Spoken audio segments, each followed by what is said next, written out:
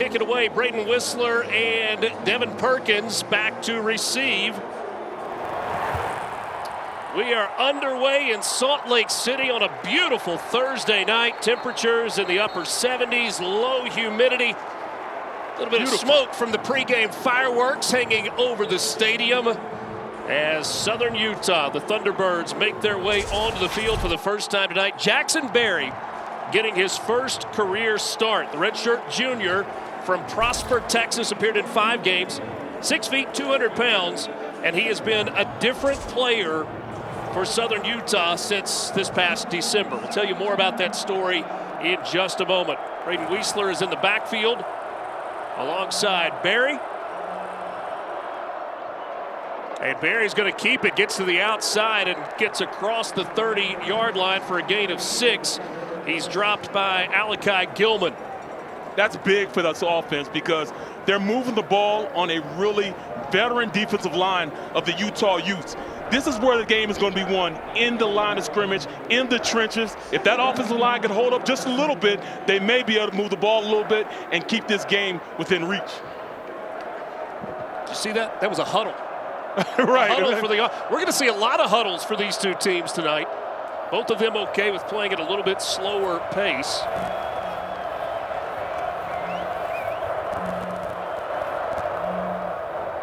On the ground, this is Whistler. Not much room. You know, speaking of third down. Speaking of huddle, I mean, we're looking at a Utah team entering into the Big 12. I want to, Coach Whittingham change his philosophy a little bit, with the way offense is in the Big 12. But does he stay status quo while building in the trenches with that offensive line, veteran offensive line, and veteran defensive line? 3rd and 4 for Southern Utah. Going to take it across the 35. A stout rushing defense a year ago for the Utes. Just over 80 yards a game, what they allowed on the ground. Berry from the gun. He's got time, gets out of the pocket. He's going to get a first down and more, and will go out of bounds or slide down just across the 40-yard line. They come out in 11 personnel, 1 running back, 1 tight end. And on this play, they go man-to-man on the outside. So when you go man-to-man on the outside, you got these guys following inside, which allows them then, the quarterback then, to run a little bit because nobody's looking at him. Delane Fitzgerald is the head coach at Southern Utah. He told us about Jackson Berry. He has earned the right to start this game based on merit, but you wouldn't have known it. He did basically nothing for the last 2 years in our program. Very, very candid. He said, but since December, he has had an amazing work ethic. He has been a leader on this team, and he has earned the right to play in this game. Berry lets this one fly incomplete, out of bounds. Yeah, he come out in a bunch formation, and they're going to have to do this. They're going to have to move the pocket a little bit. They come out with a sprint to the right side, try to move the pocket a little bit so he can get away from that defensive line. But, hey, you look at the defense, great coverage on that, and they couldn't get anybody open on it. Delane Fitzgerald in his 3rd year. You see the 11-11 record. 6-5 last year. It was the first winning record at Southern Utah since 2017. Delane Fitzgerald has had some tough jobs. He was at Southern Virginia and also Frostburg State in the state of Virginia. Frostburg, that sounds scary. He's got the reputation of a program builder. And a timeout on the field. First charge, timeout of the half. Southern Utah. Southern Utah has converted for a first down. They've got a 2nd down play when we come back to Salt Lake City.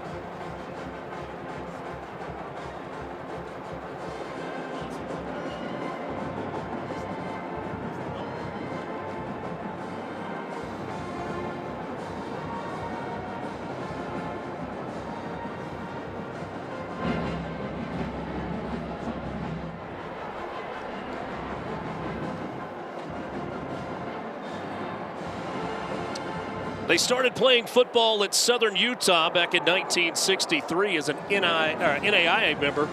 First season as a 1AA team at the time was in 1993. Of course, now part of the FCS. 4 conference championships and 3 trips to the FCS playoffs. Yeah, Coach Fitzgerald wants to make sure he keeps this game within reach, run the ball, keep the clock moving, so they don't look like those giants we spoke of earlier. They're human.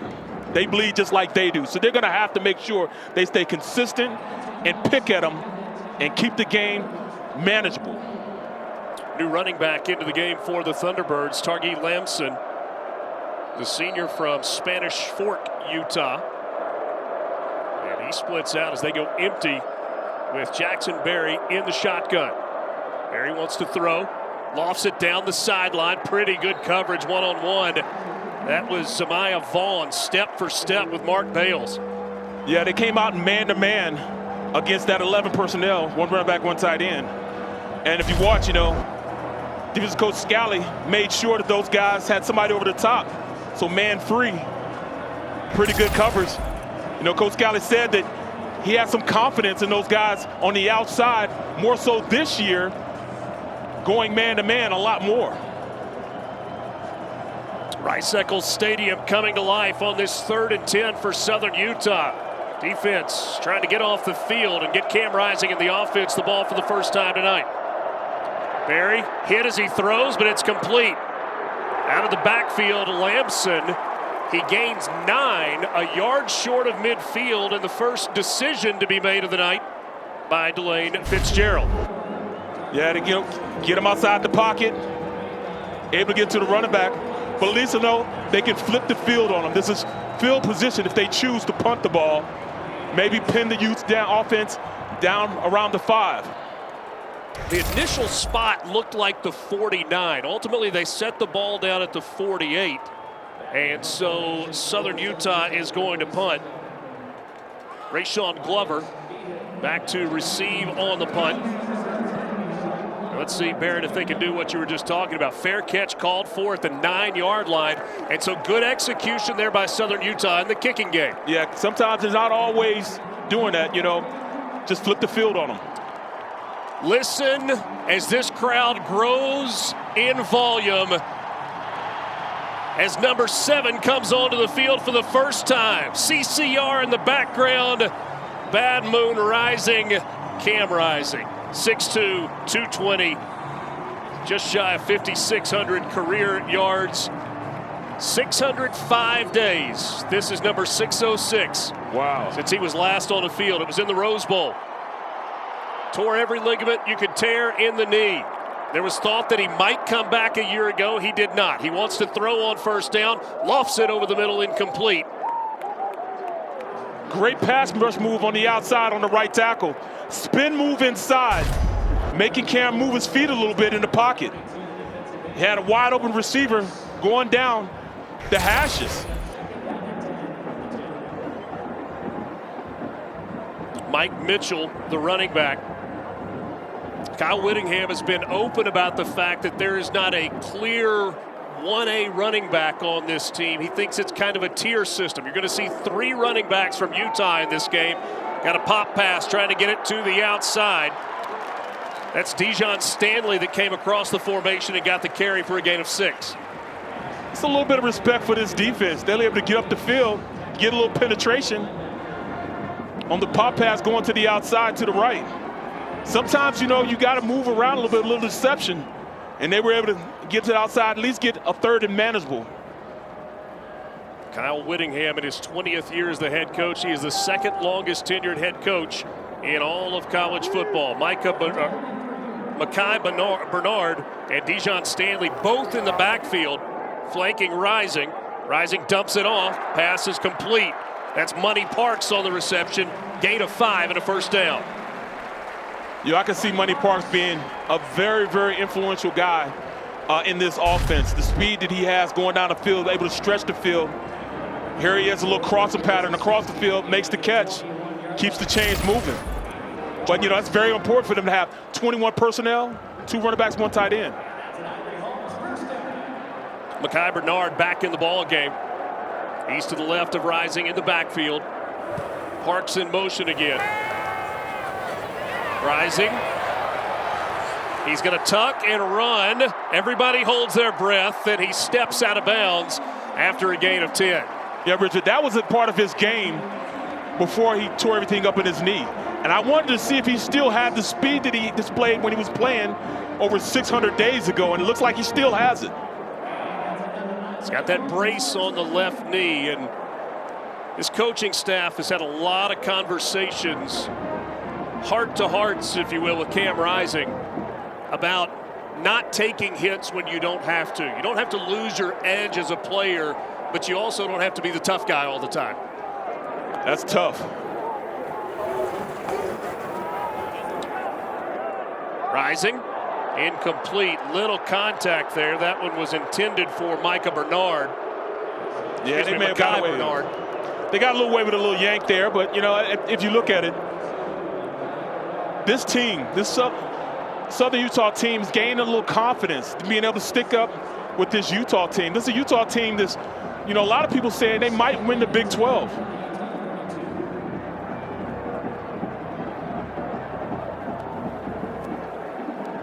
Bernard stays in the ball game. Bottom of your screen, Dorian Singer, the Southern Cal transfer, but it's on the ground across the 35. Let's go downstairs and check in with Marilyn Payne for a little more on Cam Rising.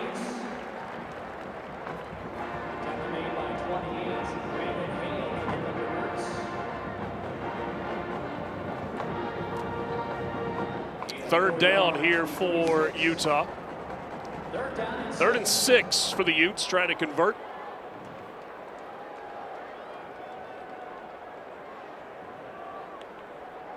Dijon Stanley is coming to the game as the running back. Tight formation, multiple tight ends on the field.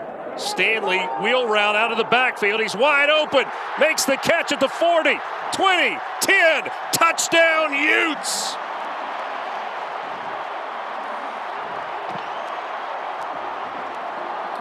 Flag comes in at the end, maybe a little excessive on the celebration, but a touchdown on the board for number 12, Utah. Great way they broke this down. They caught him in man-to-man. Linebacker against the running back, and a linebacker gets caught up in the receiver's route, and the speed this guy possesses, it's instant touchdown because you have to get out there. Result of the play was a touchdown. After the play was over, unsportsmanlike conduct, number 23. That foul will be enforced on the kickoff. That's number 23's first unsportsmanlike of the game. Henry Johns, our referee tonight. Rich, you can't play around when you have a guy man-to-man like that. You got to get out there on him, especially when you have the speed that these guys possess at the running back position. If you have a man, get out there on him. It doesn't matter if he knows it or not. Dijon Stanley with his first touchdown as a Ute. He had 3 catches for 21 yards a season ago. That was a 64-yard touchdown reception. Extra point is good. The penalty will be assessed on the kickoff. A 7-play, 90-yard scoring drive took 2 minutes, 56 seconds. Utah, Cam Rising, Dijon Stanley, 7.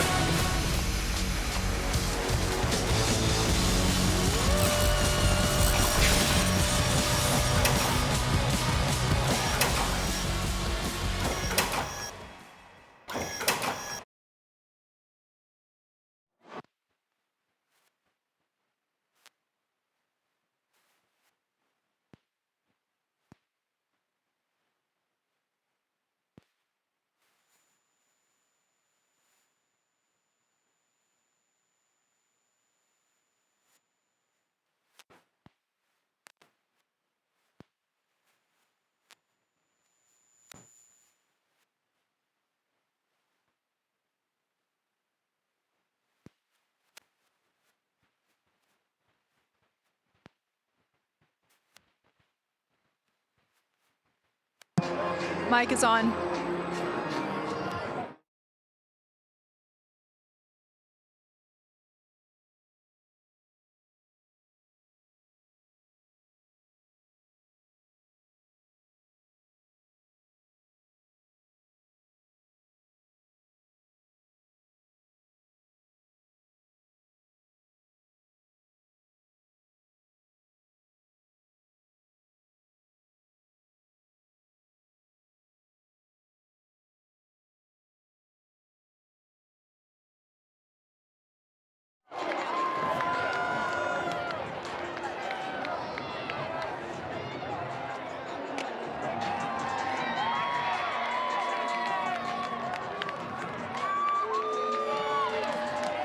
Okay, copy that.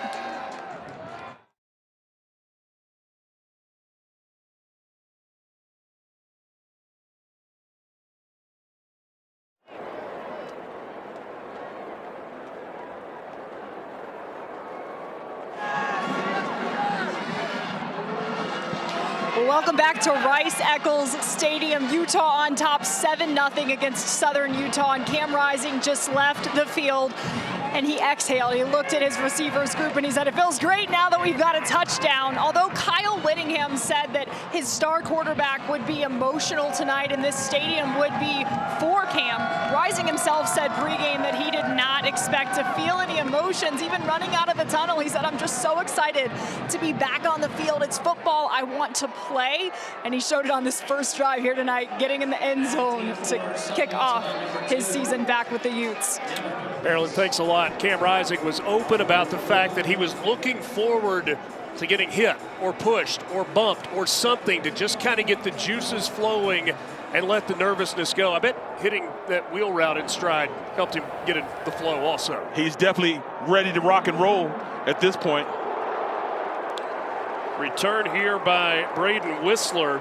And remember the unsportsmanlike conduct penalty, so that kickoff came from the 20. Good field position. Maroney and I on the tackle on the kickoff return. So second possession now for Southern Utah. Did some good things, primarily with the feet of Jackson Berry on that opening drive. They must establish the run. You know, if they can be more physical than this defensive line of Utah, that's when things start to open up as far as the offense being able to spread it around a little bit. Targi Lamson, he is the back behind Berry, set up in the pistol. Nunez was the motion man. This is Lamson to the outside. That's good enough for a first down out across the 45-yard line. Here we are on the outside. Tight end was able to hold up on the block. At the point of attack, right on the outside, he's able to turn the corner. And when you can turn the corner like that, it opens up a lot because now you got that tight end, that defensive end looking like, all right, I can't just rush. I got to make sure that I stay at home, get up the field, and close the edge off. Kind of slows down that pass rush a little bit. They had 12 on the carry for Lamson. Had a big game, Lamson did last year against Utah Tech, a rival for Southern Utah. 138 yards. It's Lamson again, and he's wrestled down as he goes across midfield. You know, as an ex-offensive lineman, you know, you want to see that up front. The double teams up front, get them moving, pushing them off the ball. That's a great run. A 3-yard run is a great run when you're an offensive lineman trying to get the best of that defense. You might have shorted him a yard. He got 4. Oh, yeah, he got 4. Give that man his yard. Right. You see the defensive line, they're starting to, look at each other now like, come on, guys, let's go. 57 there in the middle. Keanu Tanuvasaw made the tackle on that last run. Berry going to keep it. Gave a little look to the outside, just a hesitation. Goes forward for 5 on the quarterback draw. That is beautiful. It's a QB trap. You set up, let the tackle go, trap him, and right up the middle with the quarterback. Junior Tafuna, the team captain, one of the 4 team captains with the stop. 3rd down and 2 coming for Southern Utah. Remember, they had it 4th and 2 at midfield and chose to punt on their last possession. Might this be 2-down territory if necessary?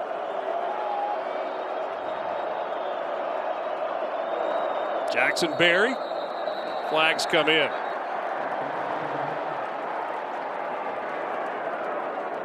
Four of them.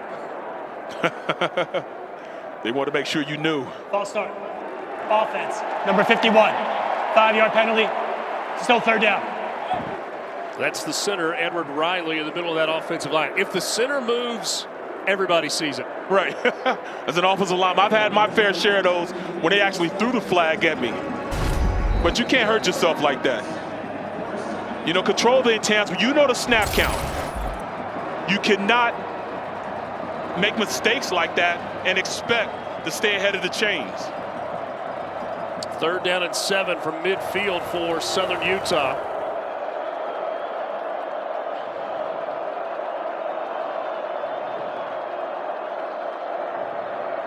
Time to throw, and it's complete across the 40. Mark Bales, the senior from Rahway, New Jersey,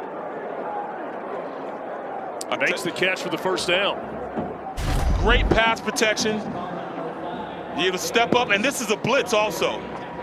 They brought the Sam from outside and the Mike from inside, and they couldn't get there. That offensive line stood up to it and able to get the pass out to the outside. That's a huge, huge advantage for this Southern Utah team if they can hold up like that. Kennan Johnson made the tackle, the 6th-year football player, first 5 seasons at Georgia Tech. Jordan Jefferson, the new running back in the game, and he is met and dropped by Lander Barton.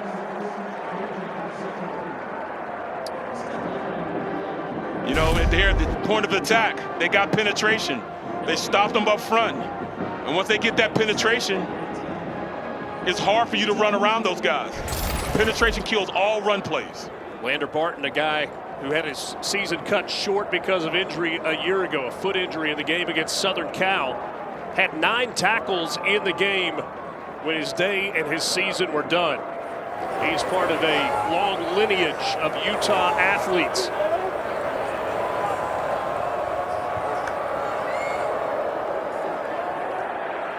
Pressure, complete to the tight end. Not a whole lot there.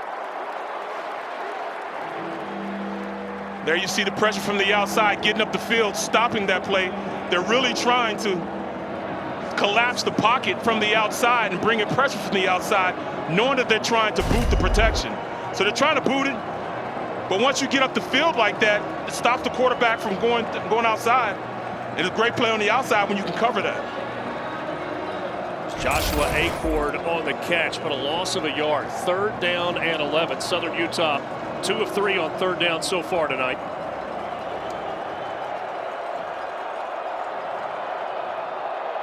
Barry from the gun. Pressure coming, dumps it off, sets up the screen, but good coverage behind that pass rush. Completed it to Jordan Jefferson for a short gain. Zamiah Vaughn on the tackle. That's what you want to do. You want to counter that pass rush and get up the field by throwing screen plays, throwing behind the defense. You let them get up the field, pass rush, think they got there, and throw in behind them. But they had great coverage on the outside. Linebackers were able to buzz out and really make the play on it man-to-man. There is an injured Utah player. That's Kennan Johnson, who is down. We'll check in on him when we can.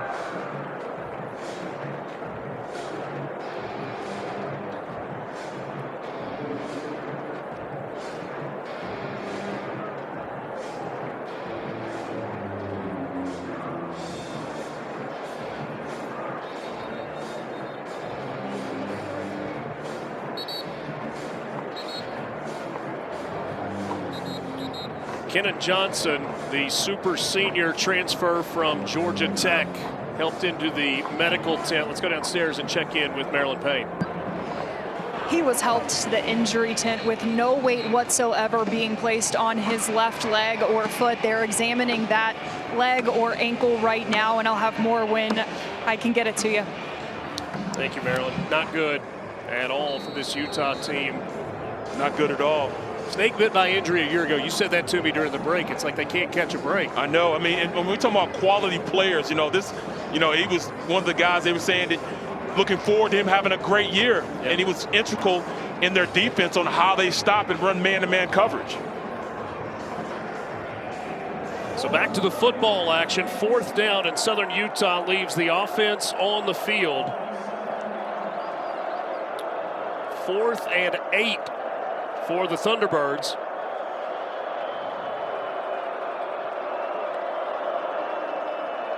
Barry with time. Now he's hit and escapes. Dives forward across the 35 down to the 33, but that's short of the first down. Southern Utah turns it over on downs, and the Utes offense makes its way back onto the field. It was great pass rush up front, especially by Kinu. Swims, but at the end of the day, it's like they punted. So I guess that's why they thought that it would be in great interest to them to go ahead and just run the play. It was Keanu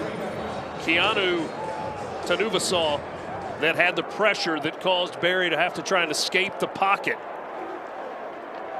Cam Rising back into the ball game. Under center this time for the first time. Play action, looking down the middle of the field. He's got a man, it's caught. That's Dorian Singer. Started his college career at Arizona, transferred to USC. Now he is in Salt Lake City, and his first catch as a Ute is a gain of 17. A nice little crossing route, a deep crossing route. Had time to throw the ball on this play. And when you look at this offense, they're a running team. They want to run the ball, but they've been throwing a lot this first quarter. Rising once again under center with Mekhi Bernard. The back set behind him. That's Keithy that goes in motion from right to left. It's Bernard on the carry, and he bowls his way down to the 43-yard line. Connor Cullimore on the tackle, gain of 7. Here you go, 13 personnel, 3 tight ends, 1 running back. Bring Keithy in motion. He cuts off the backside and just run straight zone play to the right. Your big guys on their big guys to see who can push somebody back. This offensive line for Utah coming into tonight had combined to play in 209 games with 60 starts. Tremendous experience. Rising, nearly picked off. That one was through the hands, tipped at the line maybe by Walker Harris. That comes from pressure from the outside. Swim move inside, beat him on the play. I mean, it's quick. See Harris shaking his head. The senior from Summerfield, North Carolina, transfer from Sioux Falls. Utah with its third down of the game. They're 2 for 2 so far.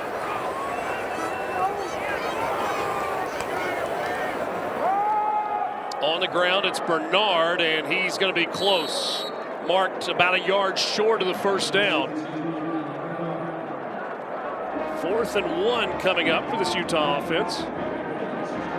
Starting to get a little penetration up front by this defensive line. 1 minute left in the first quarter.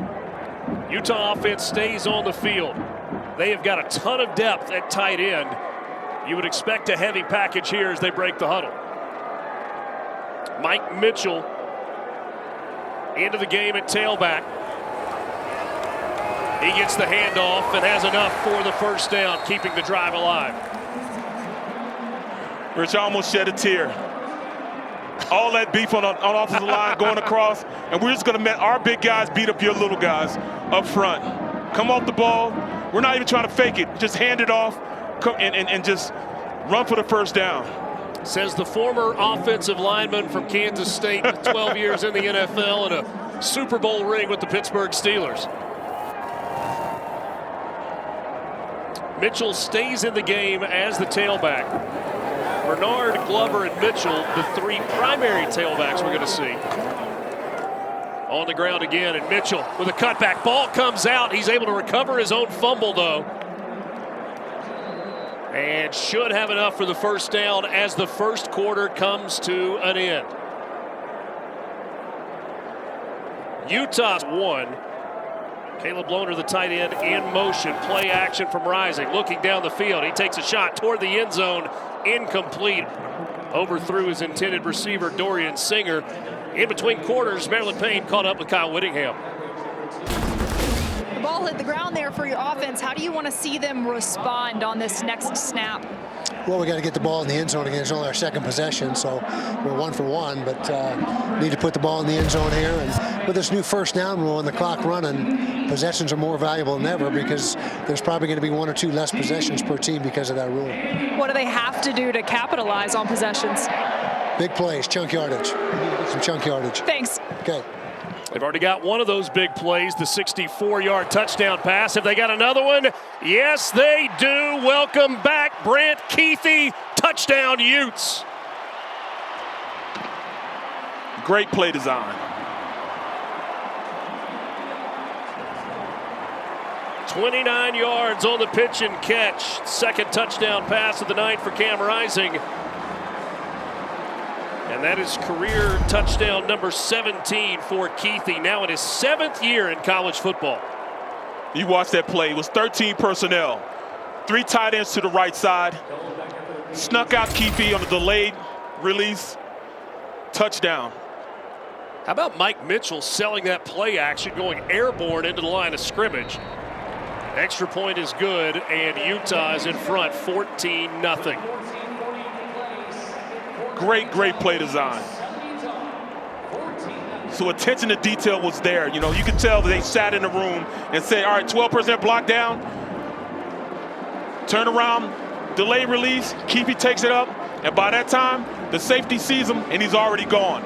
Touchdown, right up the seam. Kyle Whittingham mentioned chunk plays. That's the second of the night. Both of them have resulted in touchdowns. The 64-yard pass to Dejon Stanley, and a 29-yard strike to Brant Keithy. 8 plays, 67 yards, took 3 minutes and a second. And with that touchdown pass, Cameron Rising just passed Alex Smith, and he is in 5th place all by himself in terms of career touchdown passes. That is saying a lot. Pretty special moment coming up at halftime tonight for Alex Smith. He will be the first inductee into the Ring of Honor here at the University of Utah.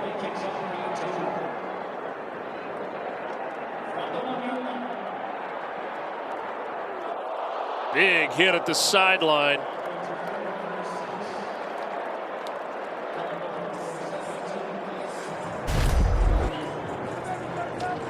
Nate Ritchie with the hit, knocking Jordan Jefferson end over end out of bounds.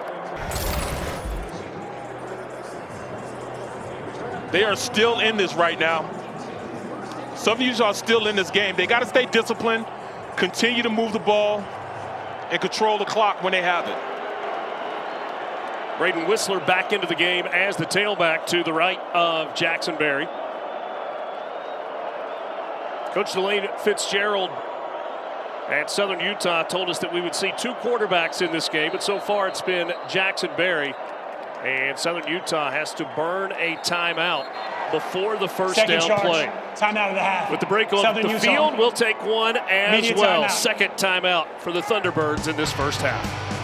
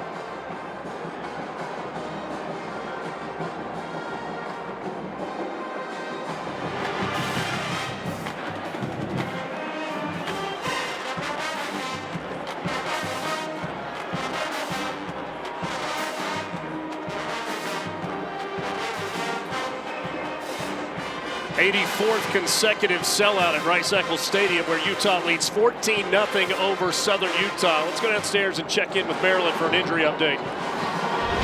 Senior cornerback Kenan Johnson just left the field on crutches after spending time in the injury tent and being so loudly emotional in that tent that even 5 yards away you could hear him yelling and crying. Really heartbreaking injury.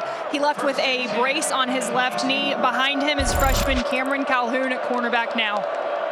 Thanks, Marilyn. That's a tough scene to watch for Kenan Johnson, the Georgia Tech transfer, playing in his 6th year of college football. Not much on first down there for Braden Whistler. Junior Tafuna on the tackle. They're running inside zone on this play, and on the backside, you got to leave one, and they left 2 instead of 1. You can't do that. You got to make sure that you at least leave somebody back there to cut off if you're going to run a wind back type of play, inside zone type of play.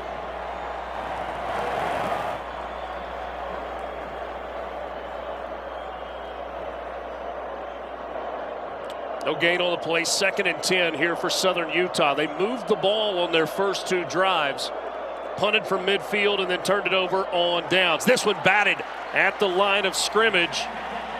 Aliki Vimahi bats it down at the line. Get up the field. If you can't get there personally, you just got to get your hands up, bat it down.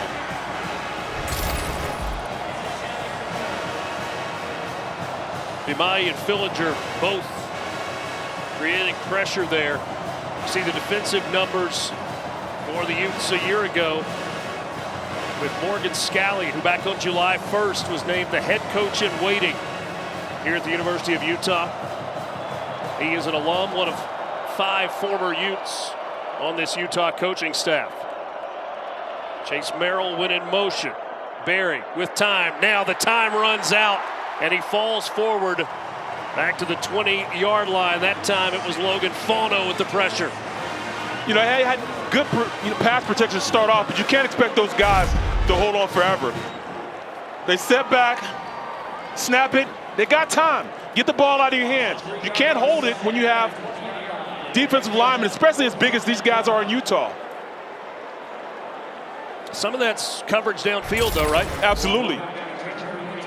Rayshawn Glover back to receive the punt from Elias Vigil. And Vigil hits this one off the side of his foot, and it goes out of bounds. Not the punt, not the field flip that Southern Utah was looking for. Utes in front, 14-0.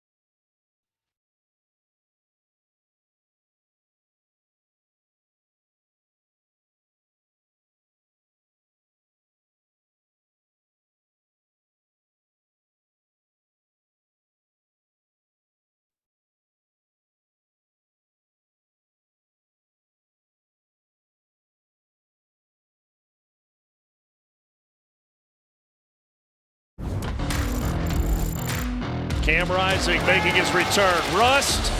What rust? What have you seen from Cam Rising so far, Barrett Brooks? Just that right there. The speed he has. That was a big part of his game before he was hurt. And then here, able to turn around, hose it, get it on a deep route coming across. He has not lost a step. He's got chemistry with these guys. That's to the running back right there. But then watch, holds the fake, brings in the safety, which allows Keefe to go over the top for the touchdown. He has done everything that you want from a guy that's controlling the defense by simply his motions, his actions, and being balanced in the offense. 5 of 9 for 121 with 2 touchdowns. Maryland, what have you got from Cam Rising? Cam Rising is as invested in watching his defense as he is going over what he's doing in offense. Isaac Wilson, the backup freshman quarterback, interrupted. Mike Bajakin, the QB's coach, who's going through stuff with Cam, to tap Cam on the shoulder and say, watch this before that last sack. A true teammate and captain for your QB here. Best starting field position for Utah. There's a flag on the play. Jalen Glover into the game. That's his first carry of the night. We'll check on the flag with referee Henry Johns. This team believes in Cam. Just got a little bit of an extra step on the offside ball. Defense, number 32. 5-yard penalty, still first down. Walker Harris jumped early. So Utah will take the 5-yard penalty and keep the first down.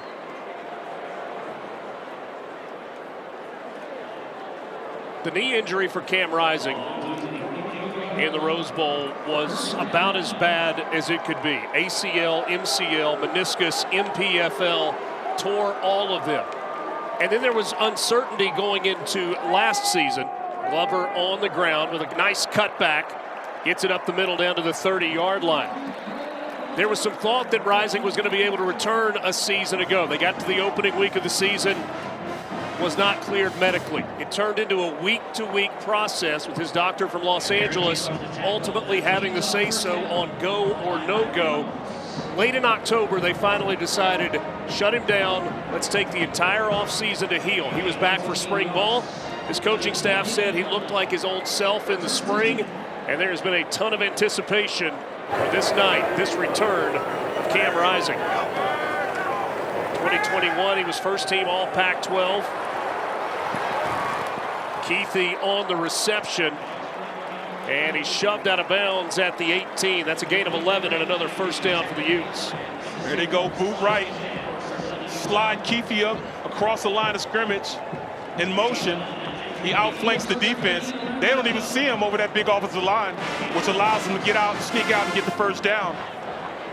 Grant Keithy already with his 17th career touchdown on the 29-yard reception earlier in the ball game.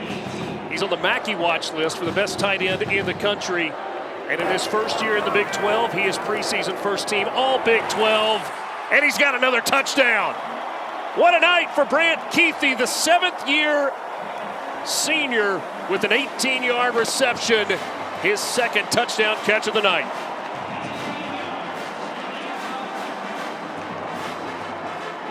Once again, all those tight ends in the game, you think it's specifically run.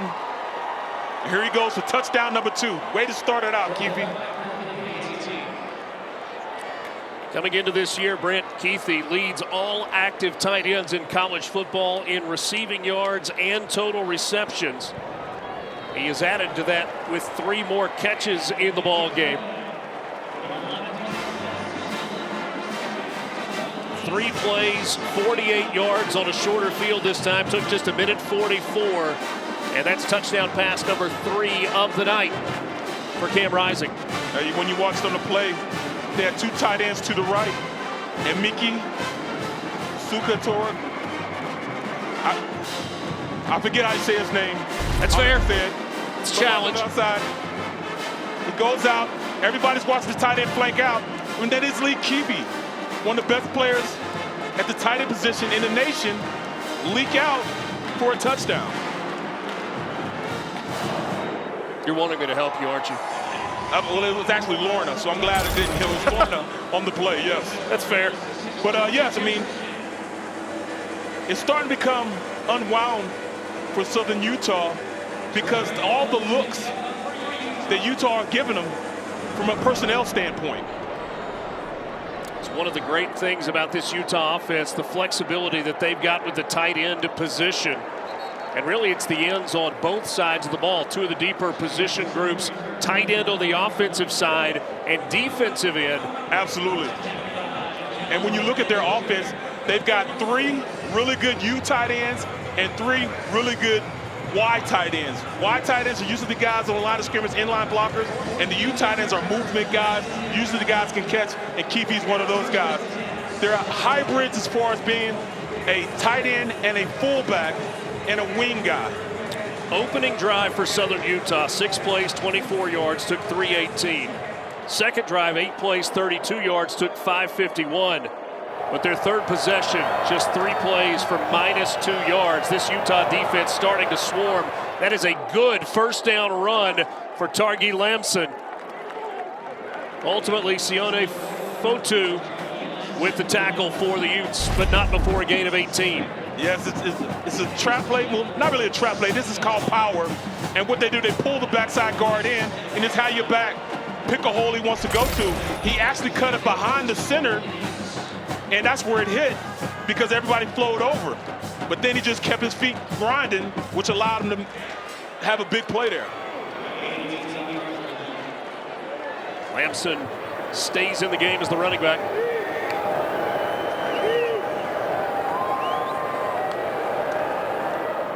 This time play action, pass incomplete. A little too tall that time for Zach Mitchell. Couldn't go up and haul it in. And that pass came from Bronson Barron. So Southern Utah, as promised, playing 2 quarterbacks in this ball game. Barron Bronson, the transfer from Weber State. Yeah, on that play, you know, when you have 2 quarterbacks, sometimes it's that you don't have one dominant one. And Barron's the guy who's going to hose it around a little bit. He's a little better passer than you have with Barry. So it's time for him to start passing because they're down 21. Bronson Barron started his career at Western Kentucky before transferring to Weber State. 2nd and 10. Back on the ground. This time it's Lamson. Just shy of the 45. Going to bring up 3rd down and manageable. Gilman and O'Toole combined on the tackle. Keep your feet grinding. Keeps those shoulder pads pointed north and south. Get a hat on the hat. I played with a back named Charlie Garner. He said, you don't have to blow off the ball. Just put a hat on a hat, and I'll do the rest. 3rd and 3 for this Southern Utah offense. Looking for a first down to keep the drive alive. Movement up front.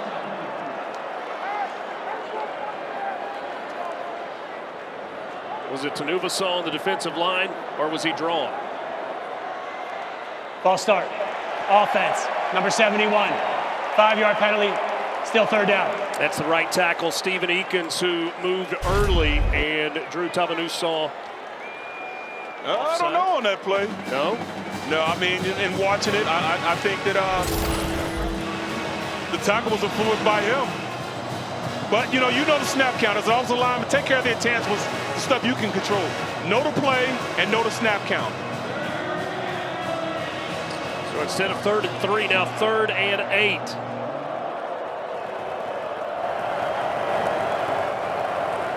Movement up front from that Utah defensive line. Barron stands in. It's batted down at the line of scrimmage. It was Van Fillinger that got his paw on it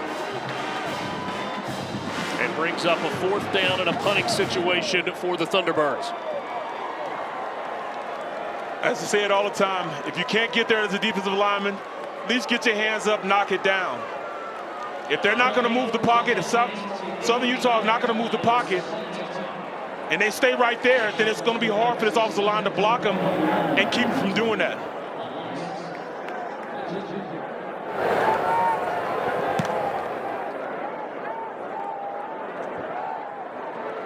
Glover with the fair catch at the 20-yard line. That's where this offense will go to work after a 40-yard punt with no return. Opening drive for Utah, 7 plays, 90 yards, and a touchdown. That touchdown went to Dijon Stanley. The next 2 have gone to Brant Keithy. 8 plays, 67 yards, and then the quick 3-play, 48-yard touchdown drive. 3 possessions, 3 touchdown passes. Not a bad start. Welcome back, Cam Rising. Consistency. 7 of 11 in the game for 150 yards.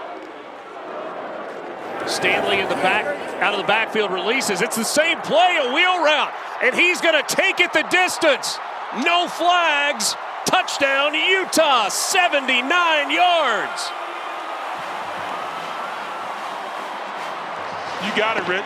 It was the exact same play.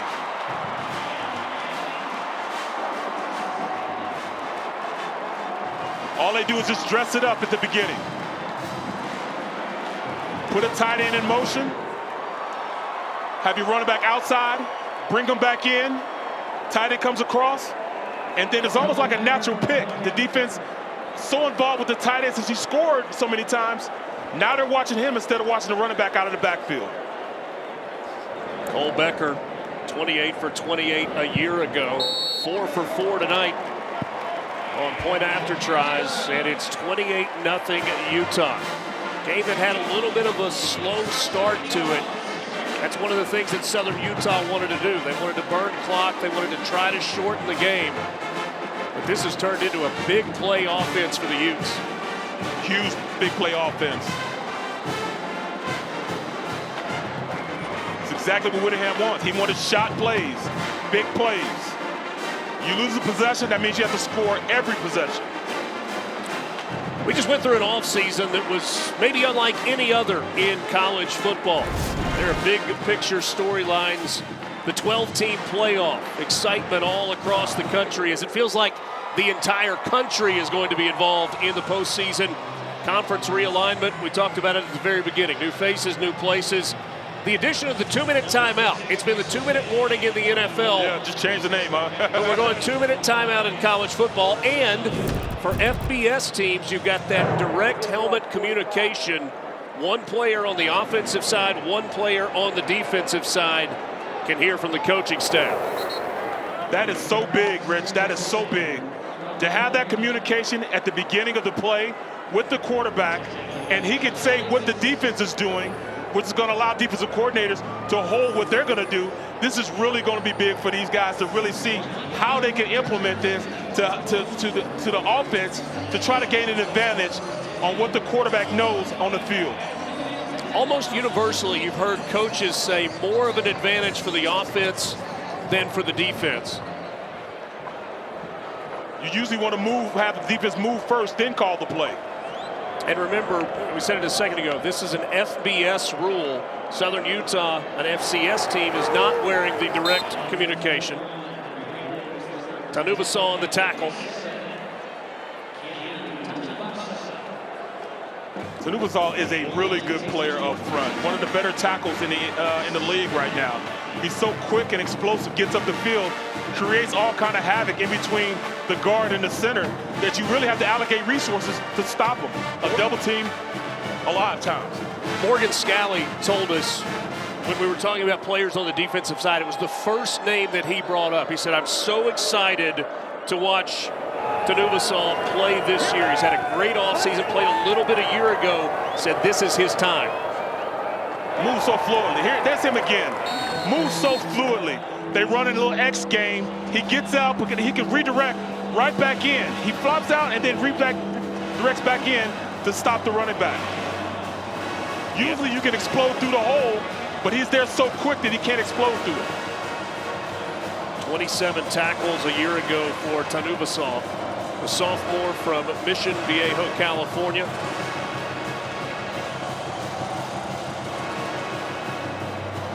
Start to hear the student section get hype. The Muss, the mighty Utah student section, a couple of years removed from being named the best student section in college football.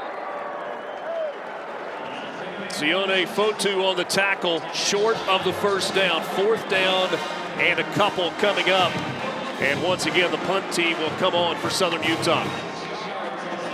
They've got to try to flip the field. You know, they're trying to run this QB draw. And I understand why. I mean, the coverage down the field, not just the guys up front, but the coverage down the field has been impeccable. They are man-to-man, zone, whatever it is. They're just covering the receivers for the Southern Utah team. And this is nothing new for Utah defense. They were top 3 in total defense in the Pac-12 in each of the last 7 years. Led the league in 2019 with 269 yards allowed per game. They've been good tonight. 28-0. We're back to Salt Lake City after this.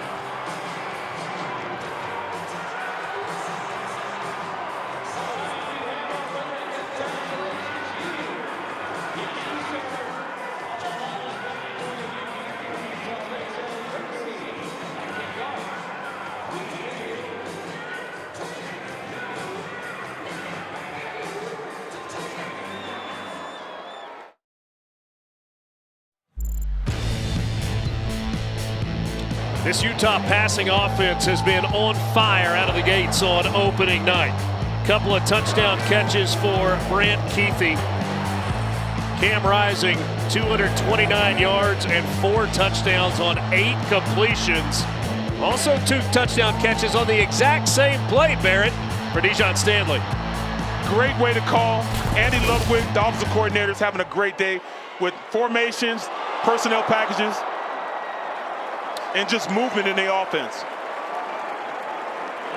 Bernard on the carry. Mekhi Bernard, the senior from Long Beach, California, with a gain of 16. And this is just inside zone right here. Inside zone, handed off to the running back. Offensive line starting to get a double team at the point of the attack, driving them back. And the running back is just has to pick a hole. It's starting to wear on this defense. The defense is starting to get a little tired now. Those big bodies are starting to weigh in on those little bodies in there. And when you have not just offensive linemen, but tight ends in there on it with added weight, that's tough on the defensive line. And off to Stanley. He's brought down after a gain of 4. And that's outside zone. Double team, front side. You're going to read a reach to the outside. Let the running back just pick a hole, fall forward for 4 yards. First down, 4 yards. It's a great opportunity for you to get with a shot play on second down now. I lied to you. It's only 3 yards that time. Okay. But we're all square now. There we go. 2nd and 7 for Utah from the 45. Mike Mitchell into the game. It's been Bernard, Mitchell, and Glover so far in the backfield alongside Cam Rising, who wants to throw again. He's going to take off, and he'll go down head first at midfield. Macaria Pleasant Johnson on the tackle. Now you look at this replay. There's nobody open down the field. He climbs the pocket, then he starts running. Now that brings me to ask you this, Rich. How long do you allow him to stay in this game? They're up by 28 points. They're not even at halftime yet. Do you keep him in the game? It's a marathon. It's not a sprint. I think there are two schools of thought here. One, it's the first time he's played in 605 games, and you'd like to get him comfortable. He looks pretty comfortable. Yeah, he does. There's not appear to be a lot of rust. Back on the ground here. The other school of thought is you named a true freshman, the backup quarterback. Isaac Wilson from Powerhouse Corner Canyon High School in Draper, about 20 miles from here in downtown Salt Lake City. You want to see what you got with the freshman? I absolutely would want to see what the freshman has, you know, especially when you're up by this many points. And, you know, it's you don't want an injury to happen. I'm not speaking it up on it, you know, and never want to talk about that. But, Barrett, the other part of this is you got to let guys play football, too, absolutely, right? absolutely. You know, it's almost like in the NFL. The Philadelphia Eagles did not play any of their starters on the offensive side of the ball, not the quarterback, running back, offensive line, receivers, or anybody, tight end. So there's going to be an amount of rust going into this. You don't want a freshman to come and have rust for the rest of the season. So I'm on the mindset that, all right, I don't want my quarterback to be in for that long with the team. You saw Isaac Wilson on the sideline. That's big brother. The previous play is under further review for the spot. See if it was a first down or not. So they're going to take a look at the spot. Zach Wilson now with the Denver Broncos organization, obviously a standout at BYU. Turned into a first-round draft pick, and probably hoping to see little brother play some ball tonight. He looked pretty good, actually, in the last game I saw him playing. Was able to push the ball down the field, got a little confidence in him. It was hard for the Jets to really get him going. You know, I don't think they played him the way he needed to be played. Yeah, but this is outside zone. He didn't get far enough outside and got caught from the backside. That's the hard thing about running those type of plays with those big defensive linemen in there. So they're checking the spot. Mike Mitchell, what, 48-yard line just across midfield. Looks like they've got the spot right on the field. Take a look to make sure that the knee did not go down before that. Yeah, the big fella. Rylan Suafalo, he stopped him at the point of attack. After further review, the ruling on the field stands. First down. 3:55 left in this second quarter. Utah leading 28-0 and driving. Kyle Whittingham in his 20th season. We had the most on-brand visit with Kyle Whittingham yesterday. Yeah, we did. He walks into the meeting room. He's covered in sweat. Hair's wet. Gatorade towel around his neck. And says, sorry, guys, just had to get a quick workout in. Rising on the bootleg. That one is complete to Dorian Singer, his second catch of the game. Yeah, I'm really surprised that they're still passing the ball, considering the fact, you know, it's only 3 minutes and 40 seconds left in the first half. You know, a little boot protection, run off boot, and they have a comeback on the outside. Easy pitch and catch. Receivers playing off so they can see what's going on. Far too many guys running scot-free in their secondary. This Utah staff really excited to get Dorian Singer. They said he is the clear #1 in that wide receiver room. You saw the numbers from Southern Cal a year ago. It was his sophomore season at Arizona where he exploded at over 1,000 yards receiving. 9 career touchdown catches across 2 schools for Dorian Singer. Yeah, you know, here they get penetration on the run play, the outside zone. They're not able to get to the outside because they're at the point of the attack on the outside. They're able to get penetration up the field, so they can't get around it. But, you know, you're right as far as, you know, Singer being that number one. Money Parks, you know, and that's what they did. They invested in the guys on the outside, which is only going to open up this offense even more.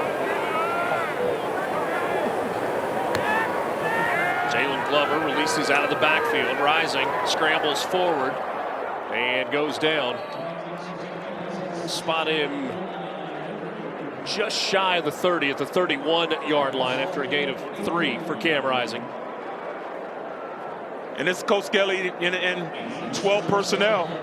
And it was interesting how they did this. They put them out wide, but they had the 2 tight ends out in the slot with the wide receivers. That takes us to the 2-minute timeout. Timeout. Not warning, but timeout. 2-minute timeout. Late second quarter. Utah in front, 28-0 over Southern Utah.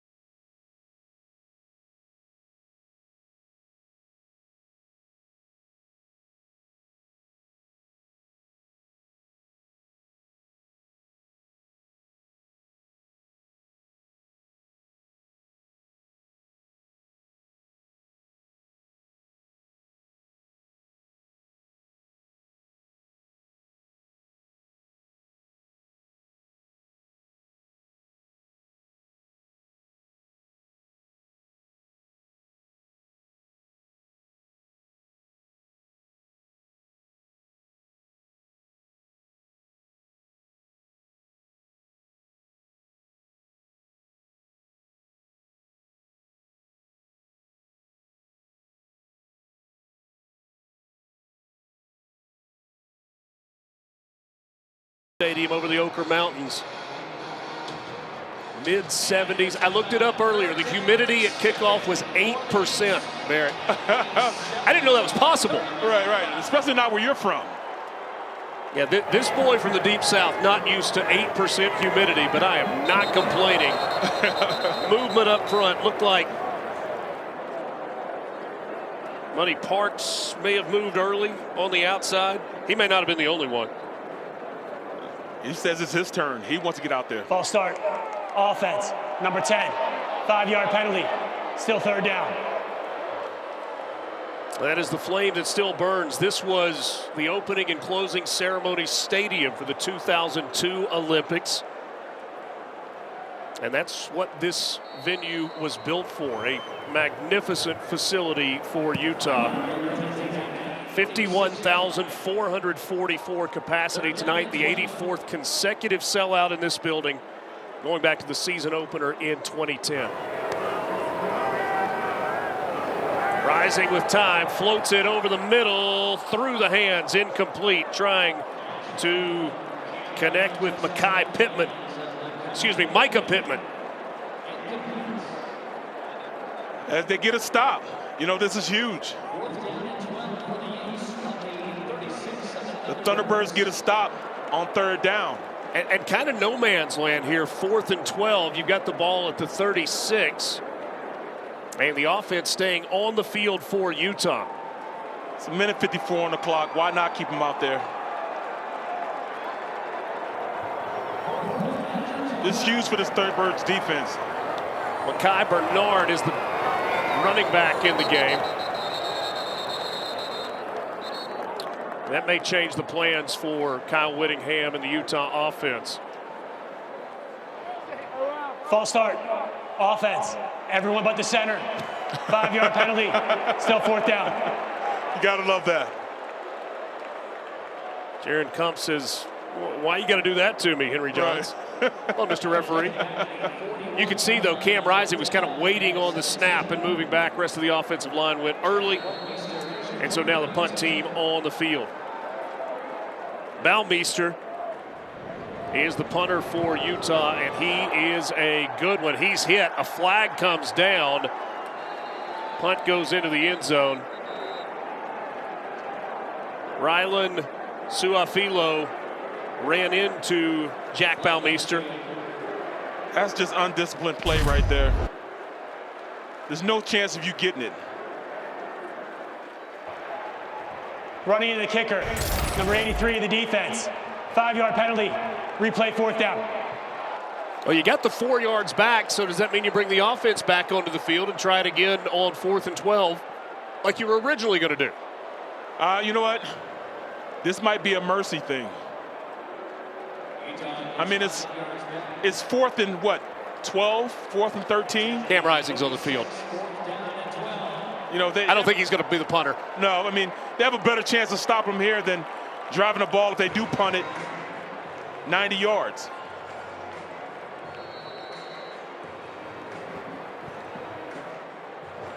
.146 left in this second quarter. Keep an eye on 44.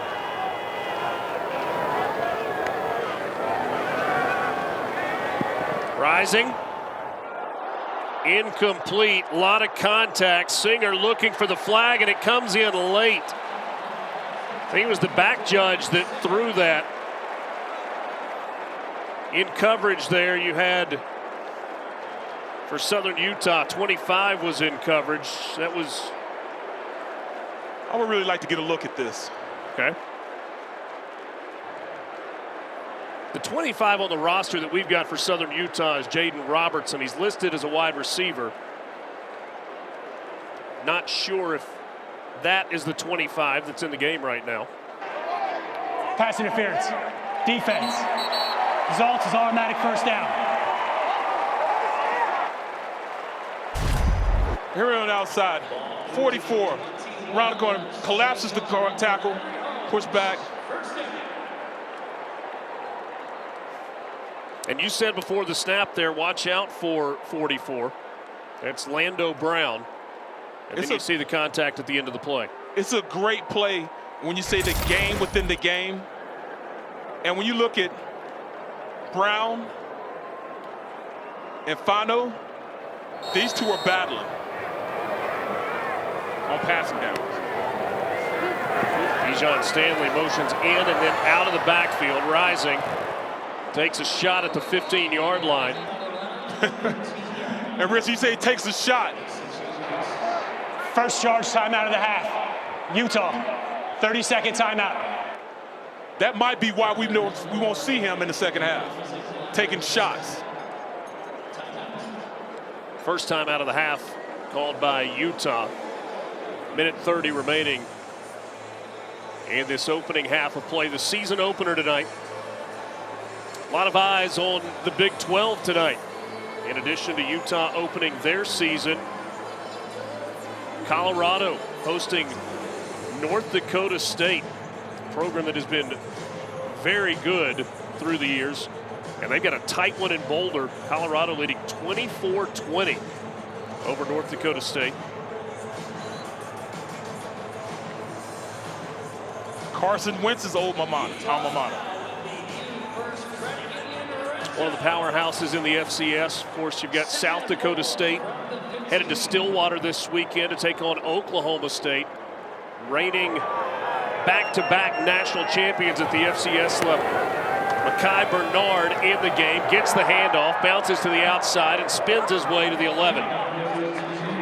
And when you have teams like that, I don't know if you necessarily say that's one of those games you want to get a tune-up on or want to play those FCS teams like that. Mike Gundy admitted that they started game prep earlier than they normally would for the season opener, out of respect for what South Dakota State has been. Absolutely. Keefe on the reception, fighting his way into the end zone for a touchdown. That's a grown man touchdown for Brant Keefe, his third of the game. He knows he may not play in the second half.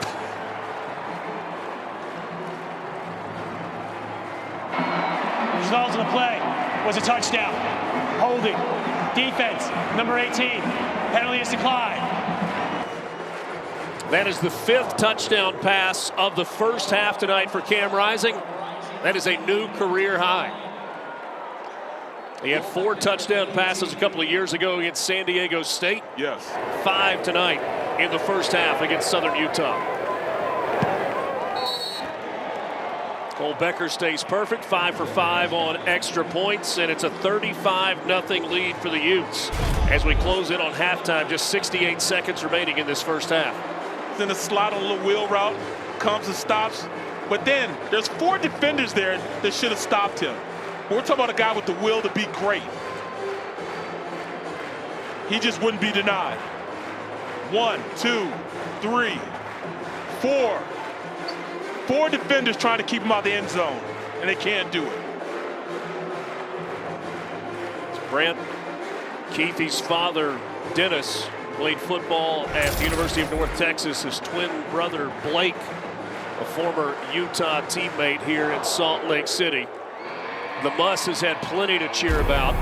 What else is happening tonight? UCF, no trouble with New Hampshire. Big win for the Knights. Kansas leading 41-0 over Lindenwood, and a lot of eyes on Boulder with Colorado in front by the slightest of margins, up 24-20 as they head to the 4th quarter. And you know, Folsom Field.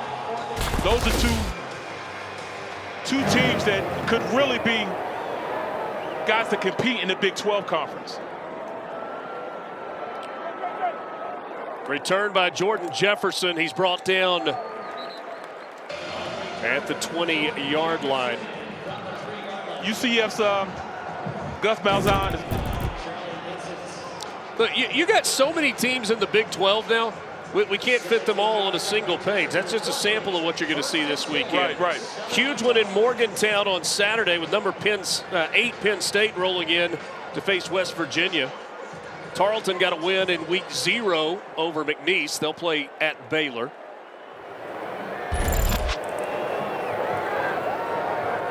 We'll be in Provo, just 45 miles up the road for the season opener for BYU as they host the Southern Illinois Salukis on Saturday night. Intended for Zach Mitchell, pass from Bronson Barron, incomplete. Clock stops on the incompletion, brings up 2nd and 10. Bronson Barron has to calm down a little bit. You know, he understands, you know, those guys are coming. He stays in the pocket, but he's got to deliver a catchable ball. Has yet to complete a pass since coming into the ball game. 0 for his first 3. Braden Whistler back in at running back. 2nd and 10 from the 20 with 56 seconds until the halftime break. This pass is bobbled and caught. Nice catch that time by Mark Bales. Good coverage by Zamiah Vaughn, but Bales able to haul it in. That is his 2nd catch of the ball game. Second charge, timeout of the half. Utah, 30-second timeout. Yeah, he's 6'3", 200 pounds. You know, shielded, played a little basketball. Please set the game clock to 51 seconds. 5-1. Interesting decision there by Utah to take their 2nd timeout. With 51 seconds left in this 2nd quarter, up 35-0. But a 3rd down play and a chance for them to get the football back one more time. And you know what? This is all situational football that they're working on right now. I mean, I hate to say it, but at this point, it's almost like they're coaching and they're scrimmaging against the team, because now they're going to the situation, all right, we got third and this mount. What are we going to run to stop them, especially when we get into Big 12 play? Let's work on this blitz, or let's work on this man-to-man concept, or, you know, whatever they're working on.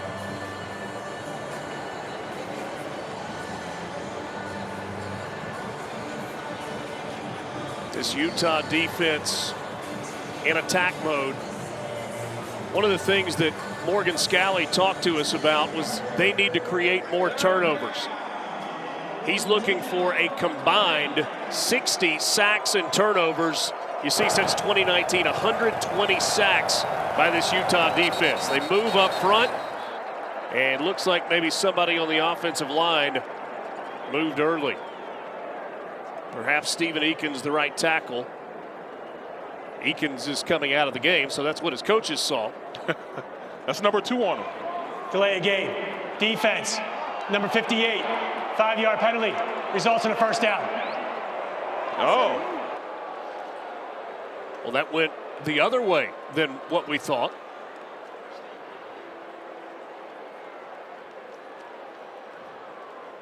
So it's junior Tafuna who gets the delay of game penalty, and now a fresh set of downs for Southern Utah. Dumped out of the backfield, incomplete, trying to get it to Braden Whistler. It feels like, Barrett, there are two things going on. One, there's no time because of what this Utah defensive line is doing, and pockets collapsing, but the coverage downfield has not allowed anything down the field in the passing game. You know, it's going hand in hand. Those guys up front are creating pressure, but then you look at it, there's no separation with the receivers. It's hard to throw to a guy that's been covered like that. Lamson back in at running back, pressure up the middle. Flag comes in.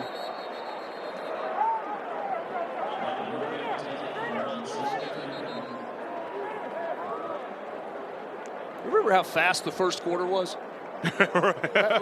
Less so in the second quarter. First quarter flew by.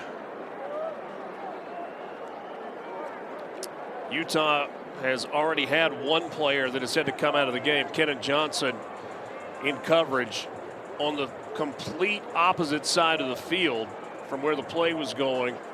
Had to be helped off the field, put no pressure on the left leg. Marilyn Payne told us earlier. Holding. Offense, number 64. 10-yard penalty, still second down.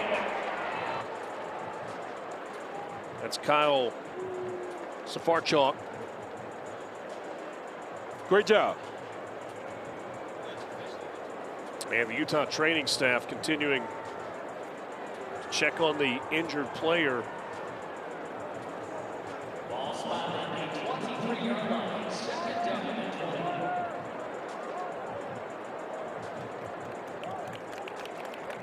Aliki Vimahi is the player that's got to be helped all the way across the field.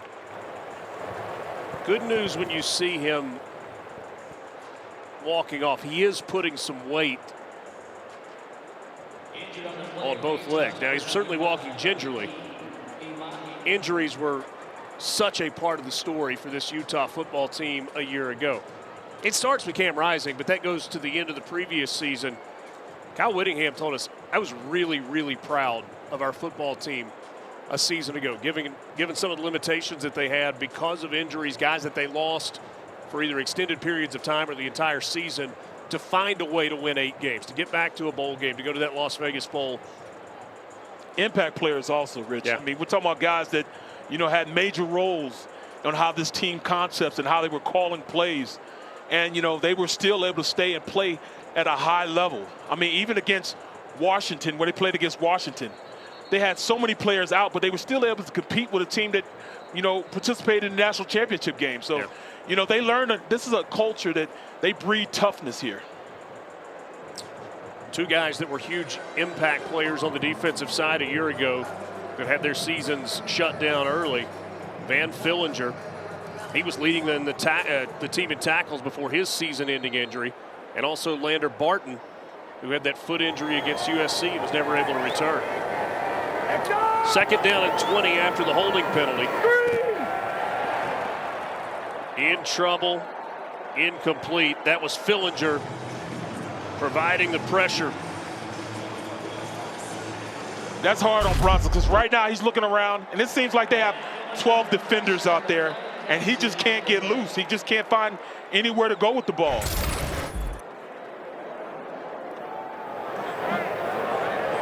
I think we had a late flag that came in as well. Looks to me like Bronson Barron is lobbying our referee Henry Johns that it was not intentional grounding. It absolutely wasn't. The running back was there. He was trying to run a screen play. And, you know, the timing was off on it.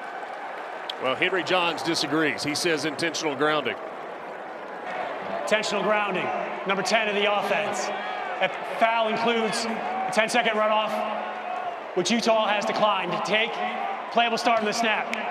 Loss of down, third down. So that is a spot foul, a loss of down, and a 10-second runoff. Oh, I see what happened. It was a good call because the linebacker held the running back who was out trying to get out in the route to catch the screen. So that was a little bit of gamesmanship by the linebacker holding the running back.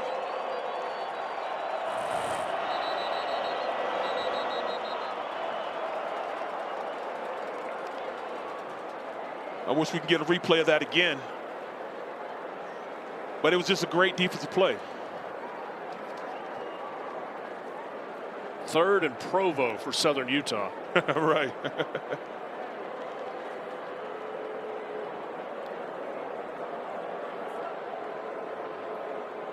$34 yards to go for a first down.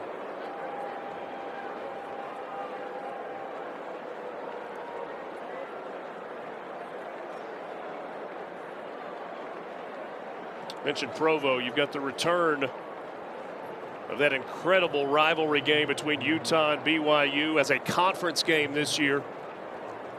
It is here. Play clock operator, please, game clock operator. Please set the game clock to 36 seconds. 3, 6. All right, glad we got that sorted out. November 9th here in Salt Lake City. You know what a scene that's going to be here at Rice Eccles. Oh, yes, yes. Total sellout probably already.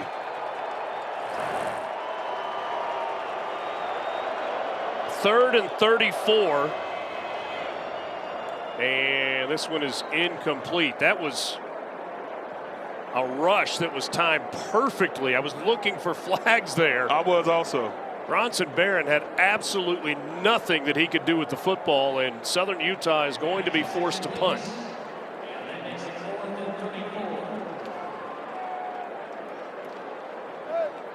Tonavaso was almost untouched getting up the field and creating pressure.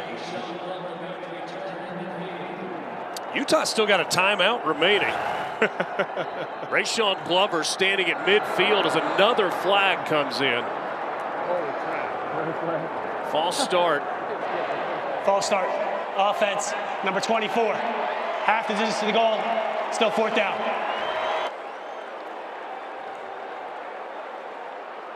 You know, when Southern Utah converted the first down, what, a minute of clock time ago, feels like half an hour ago. Right. It felt like they were going to be able to run out the clock and get to the locker room. They are now having to punt it away. Not a great punt, fielded by Glover. Makes a couple of guys miss, trying to get to the outside. Oh, what a great open field tackle on that play. That was a game-changing tackle, a score-changing tackle. They had set up the wall on that play.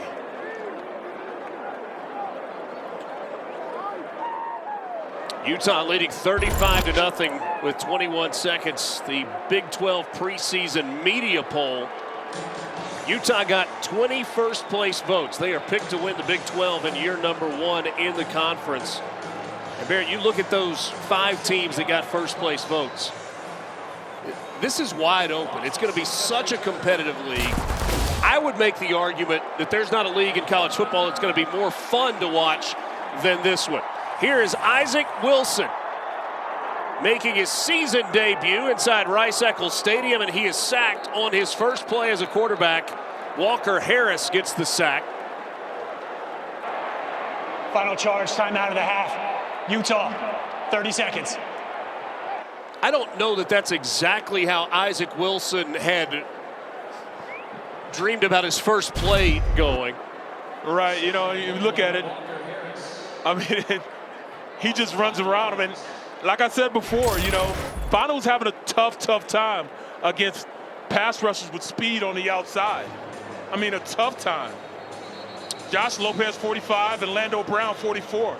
Isaac Wilson may be making his debut for the Utes, but he's not making his debut inside Rice-Eccles Stadium. Let's go back to last December, state championship game for Corner Canyon. Isaac Wilson, a record-setting season, and he had a massive championship game, leading Corner Canyon to the state title.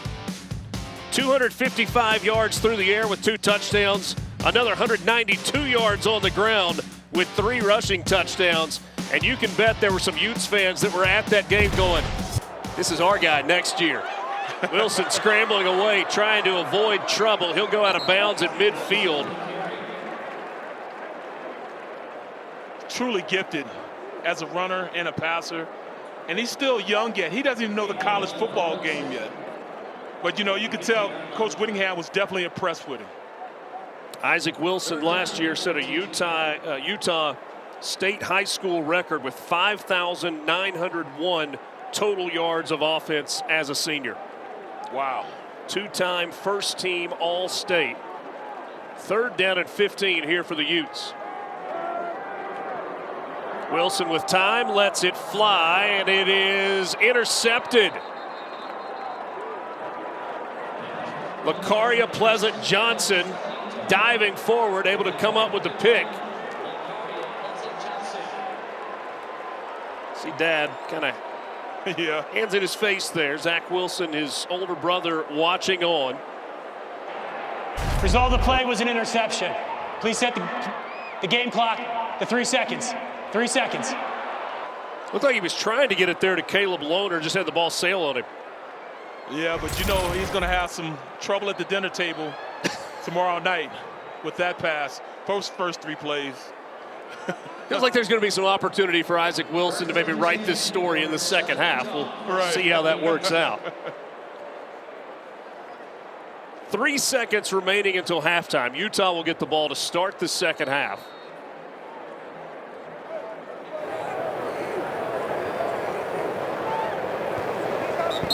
Thunderbirds content to take a knee and head to the locker room. What an incredible start to the year for Cameron Isaac. 10 of 15, 254 yards football to start the second half. Thunderbirds kicking away. And this is going to be a touchback out the back of the end zone on a beautiful Thursday night. First full opening weekend of the college football season. Isaac Wilson headed back out. You were with us at halftime. You heard Kyle Whittingham say, we kind of put him in a tough spot there. My guess is that Isaac Wilson had kind of envisioned the second half largely being his. Got thrown into the mix, was sacked once, threw an interception. All a learning experience, Rich, all a learning experience. Jalen Glover in the backfield with Isaac Wilson. Kyle Whittingham says he simply got better every single day in camp. He was an early enrollee, so after winning a state championship at Corner Canyon, he went from being a high school senior to a college freshman. Kyle Whittingham said there is no way he would have been able to fill this backup role if he had not been there for spring ball. And Andy Lugwood, the offensive coordinator, told us in our meetings that it was about 10, somewhere between practice 10 and 14 of camp. Everything changed. Work ethic got better, film study and the commitment to learning the playbook got better, and he clearly separated himself. Let's go downstairs and check in with Marilyn Payne. that commitment to learning the plays and really learning from Cam is something that's shown up all night on this sideline. Isaac has been a shadow beside Cam the whole night, listening to everything that he said with his coaching staff, watching what he does, and I mean literally not leaving his hip before stepping onto the field for his debut here. It went from Cam Rising, the quarterback, to Cam Rising, the teacher, right before the start of this second half. And that's what you want. You absolutely want that. And, you know, because he came in early, it allowed him to not just learn the offense. He can learn the offense, but learn what it is to be a Ute number one. Floats this one down the middle of the field, incomplete. That was in the direction of Dadrian Zipperer. But yeah, he learned to be a Ute number one. You know, just learn the culture, learn what it is to be a college football player, being in a college football environment. He needed to learn that stuff in order for him, you know, to catch up on what it is to be here. Punt coming up for Utah after the 3 and out. One of the things that Utah spends a lot of time focusing on is culture. Kyle Whittingham said that starts in recruiting with the way that his assistant coaches identify players, coach them up after they project them as well. And Maryland, one of the things that stood out with Kyle Whittingham was what he talked about in terms of culture with this football team with new players coming in. Captain defensive tackle Junior Tafuna told us before the coaching staff even did. When I talked to Junior this week, he said, they tell us, you will turn into us, we will not turn into you. And that's how the standard is set here. Knowing that this veteran group was going to step aside tonight and let some newcomers play this evening, Tafuna said it's really important for us to continue to enforce that and ask for that accountability on the sideline in the second half. Pretty powerful quote there. You will become us, we will not become you. Jackson Berry back in to start this second half. Played most of the first quarter, then we saw Bronson Barron for most of the second quarter. Joshua Acord on the catch there. Yeah, great decision on the boot protection. Get it out of his hand, get it into a playmaker's hand.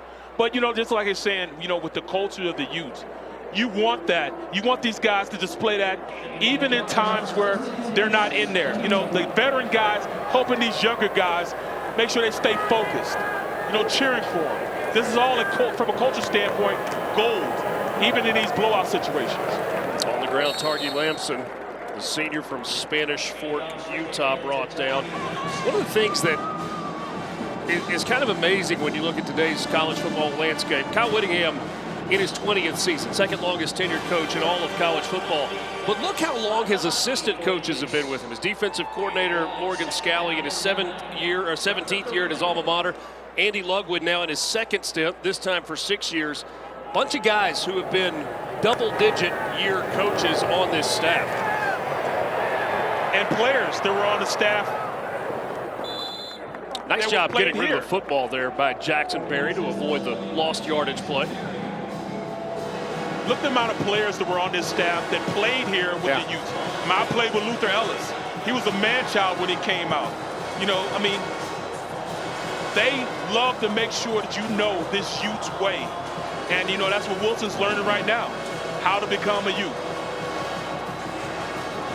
How about two of the three longest tenured coaches in all of college football here in the Big 12? That's Morgan Scalley, who's the head coach in waiting. Didn't get the impression that that was anytime soon. I thought Morgan Scalley had interesting things to say about the fact that he has to focus on the job that he's got, not the job that he's going to have one day. Big completion there to Mark Bales. He's had a nice game tonight. Bales with his third catch. This time into Utes territory, gain of 21. You know, another boot, gets him out of the pocket, moves the launching point of the quarterback, and he's able to throw across his body and get it to the receiver. Shows his arm off, number one, arm talent number one, but shows his athleticism. Go out and run and then throw it across his body to hit that crossing route to get the first down. Lamson in at running back for Southern Utah. It's the biggest pass play of the night for the Thunderbirds. It's Lamson straight ahead. Going back to that conversation with Morgan Scalley, the defensive coordinator, I asked him, I was like, how do you not think about that. He said, well, during the season, I don't have time to think about it. Right. College football coaches put in a lot of hours in terms of game prep and recruiting responsibilities and all of the other things that are going on. But he said, you know, maybe when you're on the golf course in July, you kind of let your mind wander a little bit, but he's very content in the spot that he's in right now.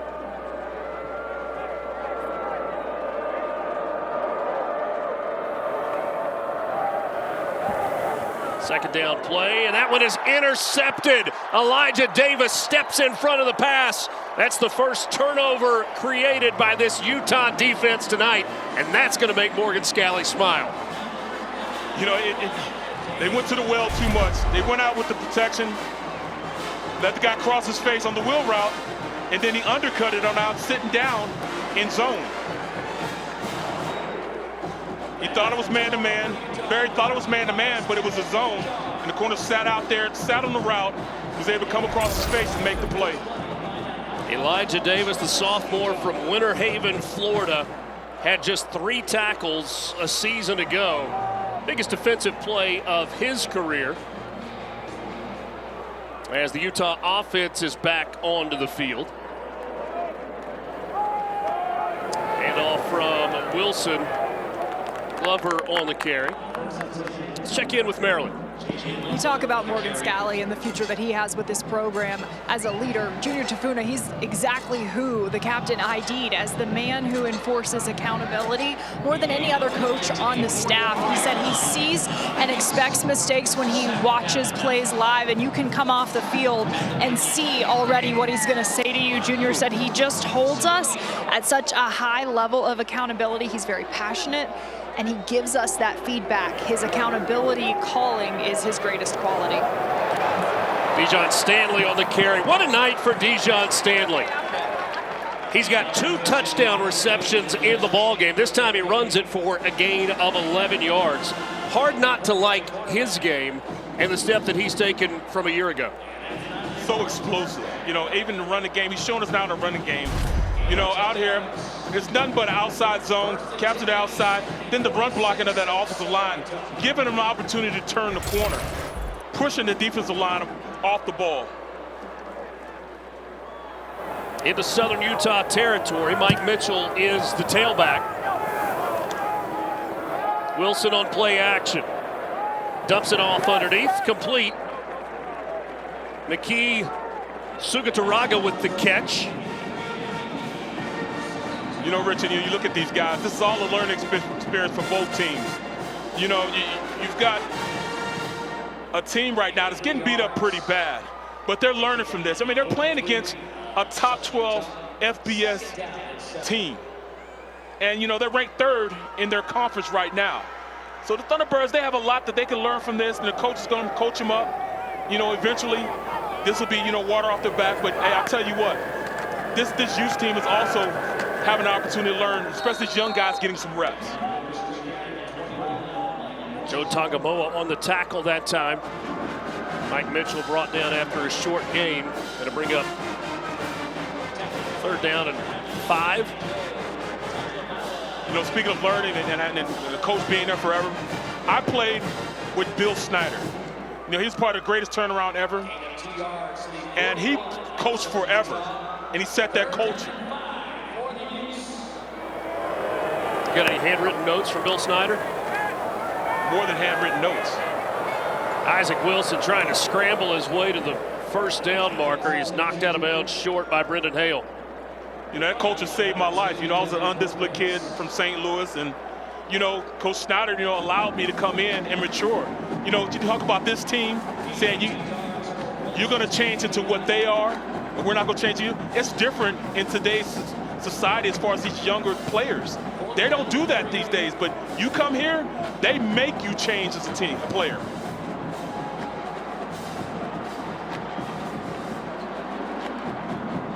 Utah has not sent the punt unit out. They've got number 8, Brandon Rose, into the game as Wilson's shoe came off, and he's going to get an assist from Cam Rising. Look who's trying to shoot. Timeout of the half. Utah, media timeout. That's the 2nd time tonight we have seen Cam Rising tying the shoe of a teammate. He does it all. 35-0 Utah in front.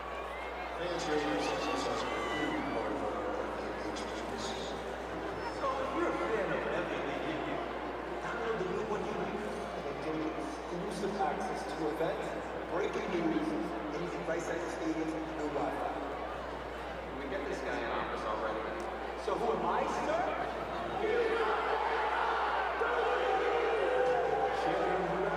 You can compete for exclusive prizes and the chance to be crowned an ultimate fan.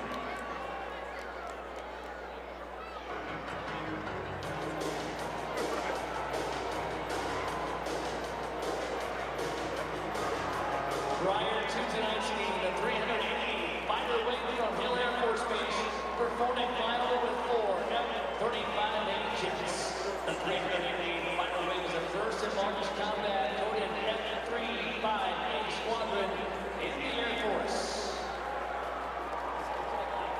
Please welcome Utah Derek Sonic Kirkwood. Utah Kyle Custer-Yaki.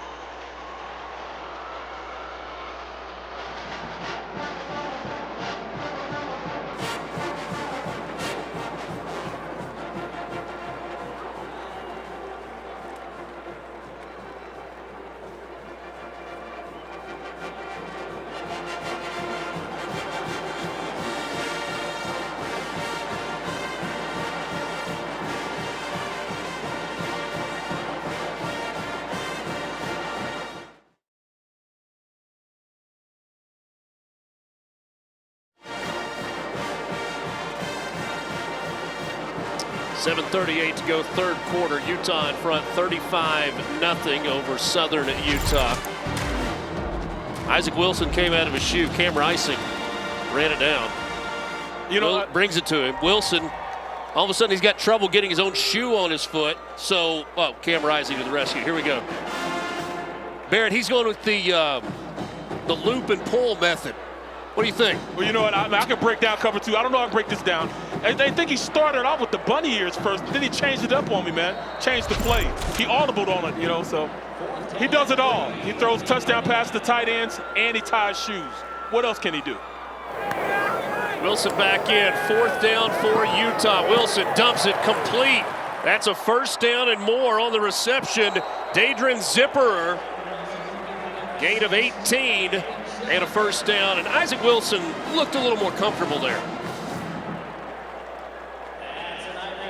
By the way, in Boulder, 31-26. Colorado leading it over North Dakota State. 5 seconds remaining in that game. A third down play coming up for the Bison. Looks like Colorado is going to escape with perhaps a Hail Mary play coming up. Charlie Vincent in the backfield now for Utah, along with Wilson.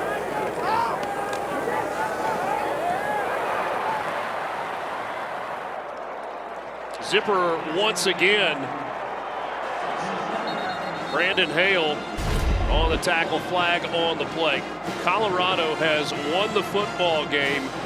Hail Mary that didn't get all the way to the end zone. North Dakota State. You see Zipperer there, the flag at the end. North Dakota State got the ball down to about the 5. Couldn't get into the end zone. That just goes to sometimes, you know, you don't want to play these FCS schools, especially these FCS schools that are pretty good.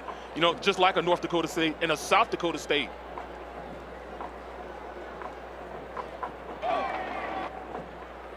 South Dakota State headed to Stillwater this weekend. The result of the play was a first down.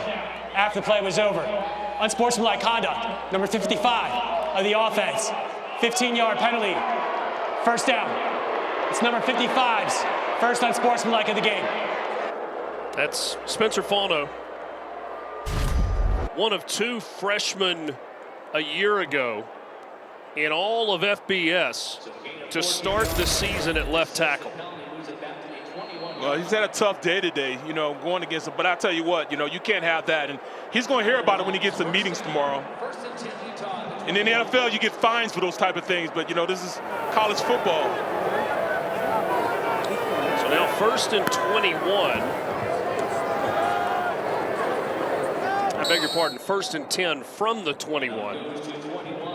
Lando Brown on the tackle for Southern Utah. You know, it also shows you the amount of respect they have for Wilson and his skill set as a quarterback. They still have the starting offensive line out there on the field. That means they want to make sure he stays safe while he's in the game.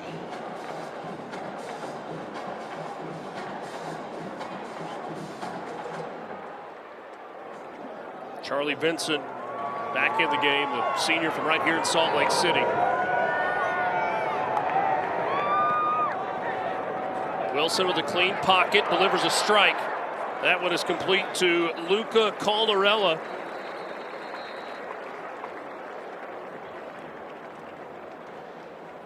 Catches made by 19, Luca Caldarella. Caldarella, a junior college transfer, had 3 catches for 31 Personal yards foul. a year ago. Roughing the passer, number 44 of the defense. Half the distance from the end of the run, automatic first down. So Lando Brown, who made the tackle on the previous play, called for the personal foul there. We'll take another look. Trying to keep him clean, and that's just blatant right there. That's no discipline. And once again, his coach will get on him for that. That was just an out-and-out, you know, play. You just can't do that. That's not football. They announced Lando Brown. That was actually Walker Harris that shoved him down. You see state championship game numbers, 255 through the air, 193 on the ground, 5 touchdowns. That was Isaac Wilson in a Corner Canyon jersey, now in a Utah Utes jersey. And it's Brown on the tackle. A little misdirection. Pull the tight end to the backside and just stay front side with the run. They collapsed everything down on the left side, and he walked into the end zone. It's been a long day for that defensive line. Long day.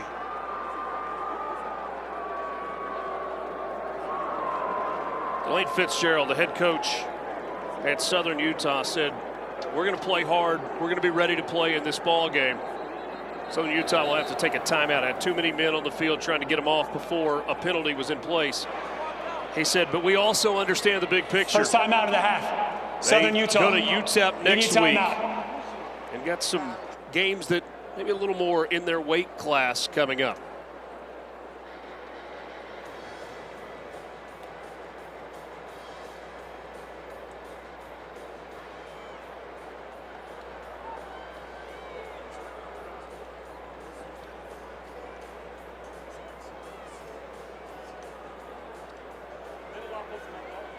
Utah fans, direct your attention to the field for your chance to win with great clips. It's going to be great. Our contestant, Todd Johnson, will be attempting a 25-yard field goal from the 15-yard line. If they make the kick, the entire stadium was a free haircut from Great Clips. Let's cheer on Todd. Here we go. Free haircuts, everyone.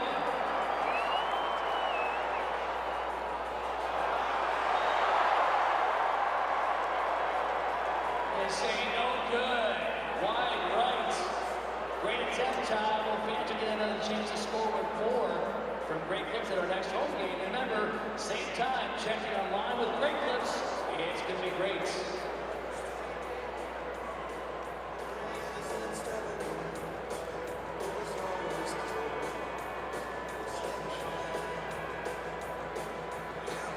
Our take home tonight sponsored by Behind Wheels.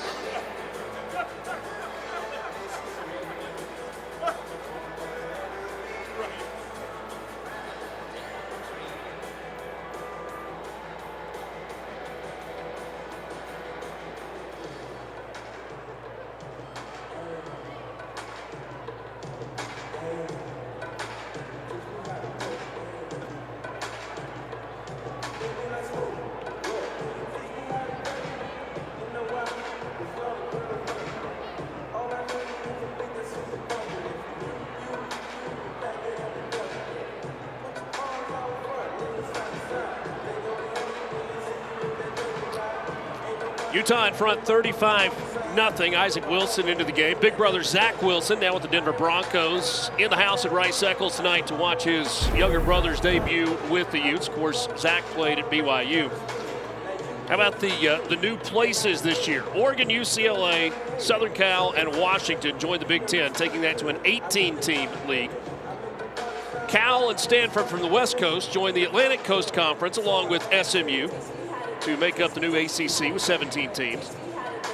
The four corner states, Arizona, Arizona State, Colorado, Utah, all now part of the 16-team Big 12 Southeastern Conference with the addition of Oklahoma and Texas and Oregon State and Washington State remaining in what was the Pac-12.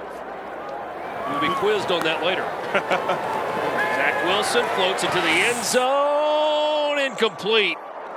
Lohner couldn't hang on.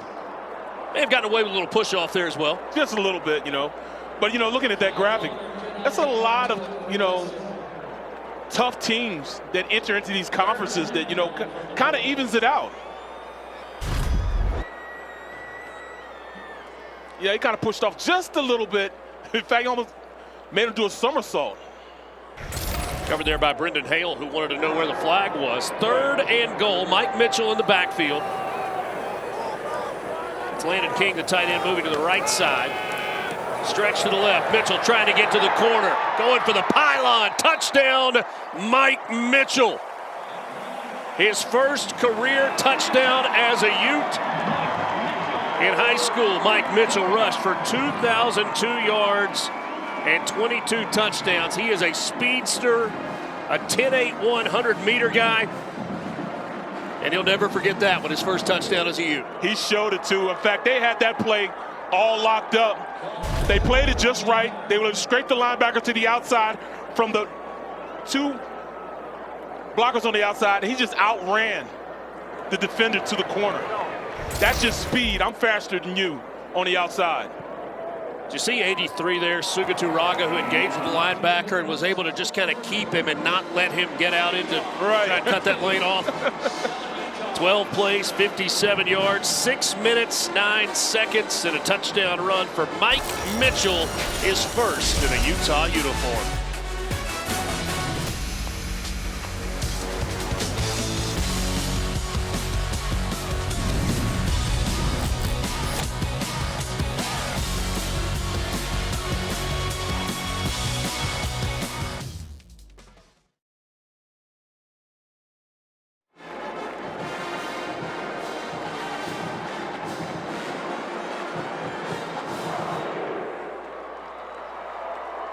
Hey, Utah fans, Dr. Utah Football Land. Let's play Drive Point Trivia Challenge, powered by Drive Point Academy. Scan the QR code for a chance to win 2 tickets to the BYU game. Let's get to our questions. Let's give some love to everyone's favorite birds. Ooh, what kind of bird is it? A, eagle, B, falcon, C, hawk, or D, red tail.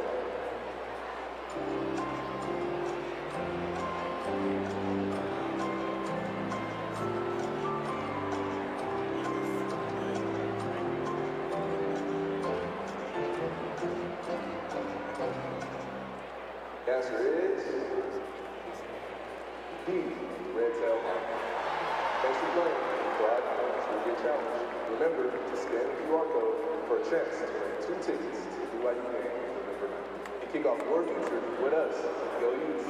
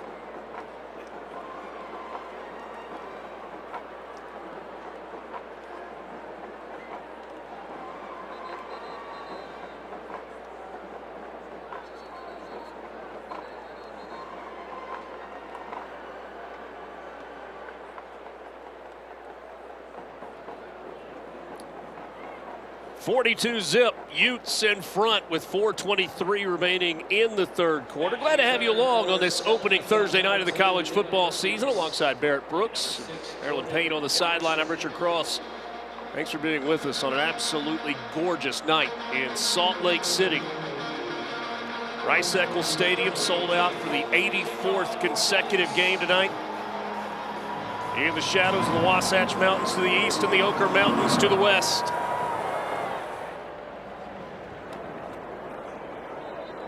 Southern Utah will start this drive at the 25-yard line.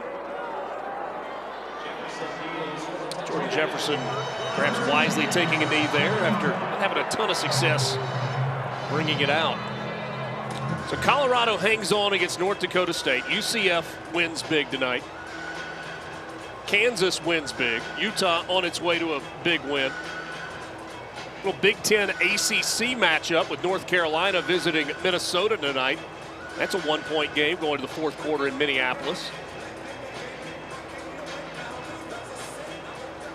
Missouri, one of the teams that is kind of in the same neighborhood as Utah in terms of the preseason rankings.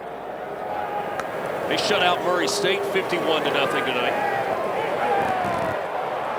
Jackson Berry trying to keep this play alive and doing a good job with his feet. He'll loft it down the field. He's got a receiver. That's Mark Bales on the catch. And Bales will be dragged down at the 38-yard line. There is a flag down. You saw a Utah defender there in your screen kind of throwing his arms up trying to sell a holding call. We'll see if they get that call. 2 flags down on the play.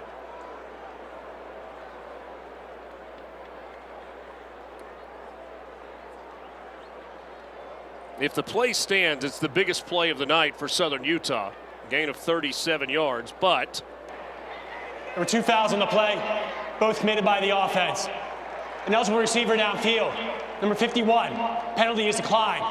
Holding, offense. Number 88, 10 yards from the previous spot. Replay first down. You know, I'm going to tell you the truth, Richard. It's tough as an offensive lineman when you have a mobile quarterback like that. I mean, you're running around like this, and, you know, he's in the pocket. He's supposed to have that launch point right there. Then he gets to running around like that, and then you're trying to block for him still, and you don't know where he is. And he's just trying to hustle. He's trying to work. Offensive lineman's trying to work, but, you know, once he gets out the pocket, you don't know where he is. So it's tough. You know, I had to block for Randall Cunningham, and he was one of the same guys that would just run around and you don't know where he is. A lot of holding calls results from that. How special an athlete was Randall Cunningham? The ultimate weapon. He was such a special player, man, as far as being able to do it all. Had a cannon of an arm. He could sit there, he could stand there just without even breaking a sweat and just throw a ball 80 yards down the field. Just slinging it. But then go out there and run a 4.5, 4.4 40. How would you like to see Randall Cunningham in today's NFL? Oh my goodness, it'd be unreal because you couldn't stop him, especially when you can't touch these receivers these days. He'd be even more remarkable.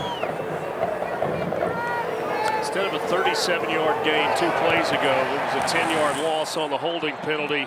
Van Fillinger with a sack. He had 3 of them a year ago. Yeah, once again, it seems like they have 12 men on the field right now. In Jackson Berry's eyes, he can't go anywhere. There's always a red flash in front of his face. 4th sack of the night by this Utah defense. 3rd and 28 here for Southern Utah, and kind of feels like the Utes are coming again. It's a handoff. Whistler gets it out close to the 20, nowhere close to the yardage needed for a first down. And it's punting time for the Thunderbirds.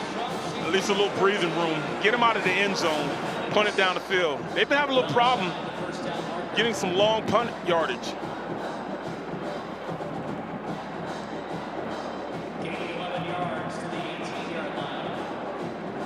Rayshawn Glover, the return man for Utah. Sophomore out of Rosenberg, Texas. Transfer from Trinity Valley Community College.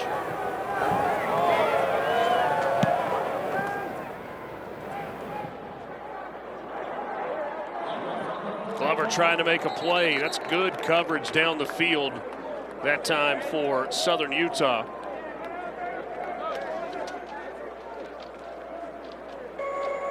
So the media picked Utah to win the Big 12. ESPN Analytics had other thoughts.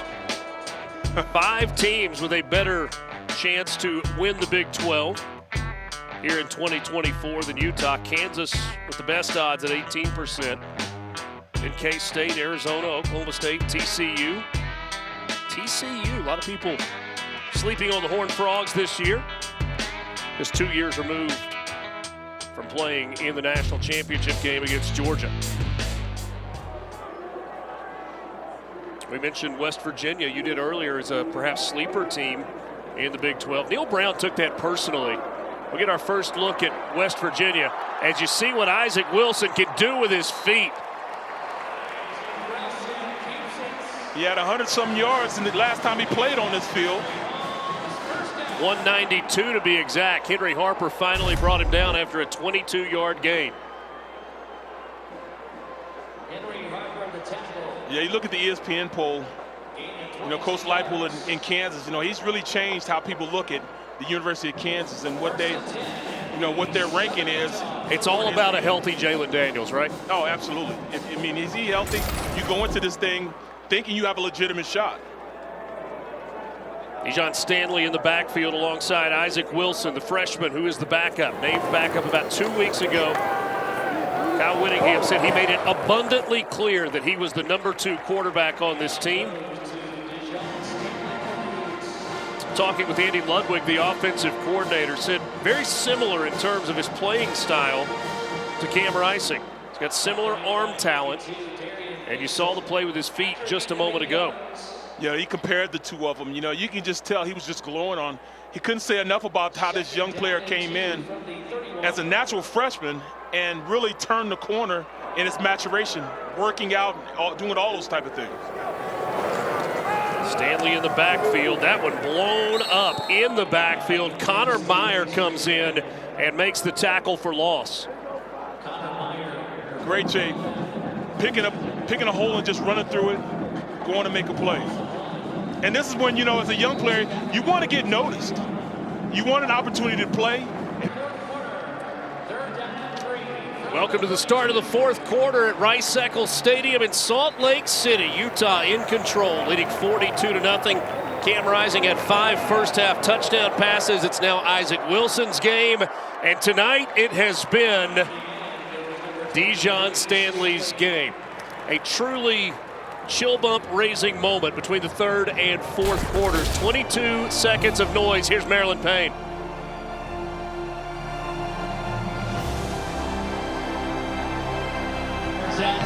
The moment of loudness here at Utah honors Ty Jordan and Aaron Lowe, 2 athletes who just 9 months apart were killed in shootings. In 2020, Jordan lost his life on Christmas, and then Lowe on September 25th, who was wearing Jordan's 22 during that 2021 season to celebrate his teammate. Now the number 22 is retired here back on October 30th, 2021. And the Utes invite their fans here in the stadium to stand at the end of the 3rd quarter, use their voices, smile, and live their lives to the fullest in honor of the lives of those 2 Utes, lives lost too soon. A memory that certainly lives on. Ty Jordan and Aaron Love, both from Mesquite, Texas, high school teammates, gone way too soon, but a really special moment each home game here at Rice-Eccles Stadium is Dadrian Zipperer.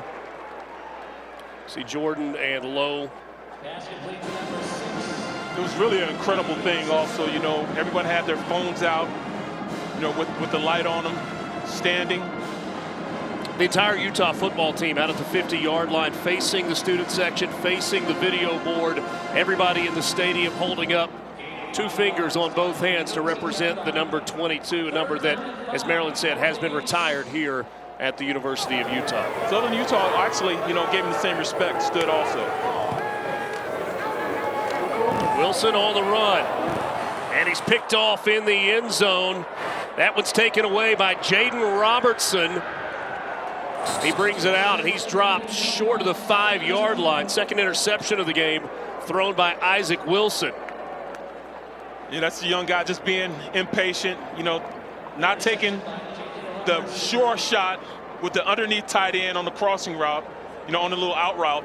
He wanted to go for the out route up top, for the touchdown. He's going to learn.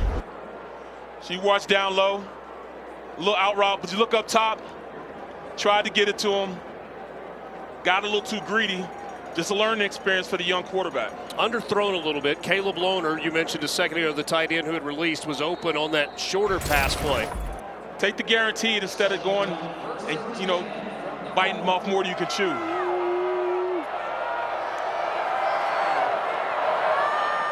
Bronson Barron back into the game at quarterback, gain of 4 on the carry there.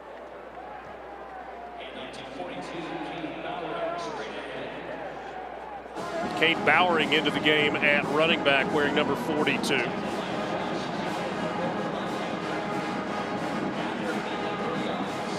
It's moved over from the defensive side. Bowering had 7 tackles in 11 games played a year ago.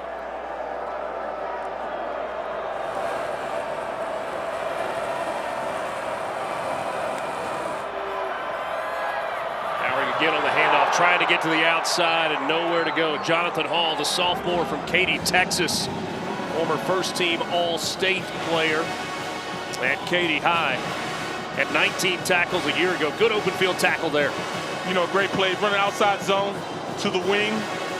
You had 12 personnel, 2 tight ends on the outside, and they tried to get the corner, but the safety came up, undercut the play, was able to stop it on the outside.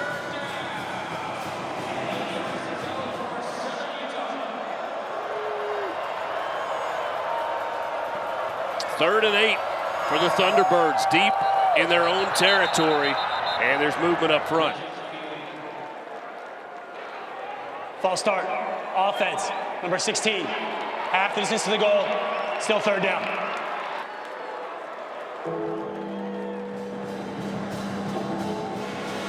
So now third and a little bit longer. You got to stay disciplined, even at times like this.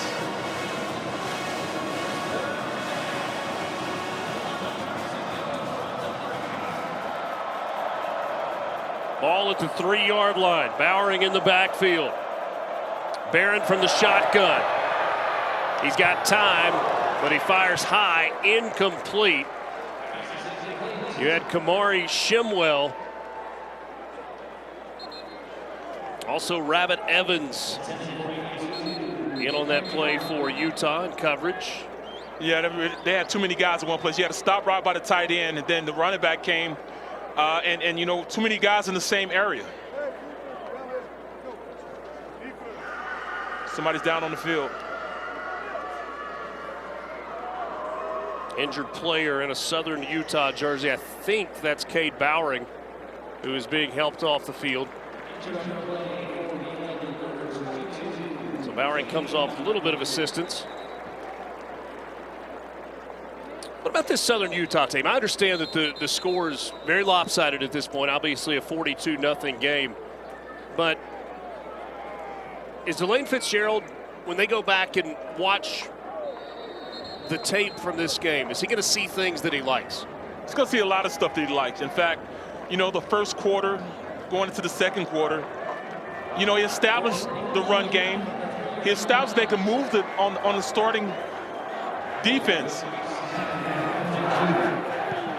Had a couple stops, but still, stuff that he can coach off of. Shanked punt there. It's going to be great field position. They're going to spot this ball at the 21-yard line as Utah looks to add to its lead, up 42-0. An 18-yard punt.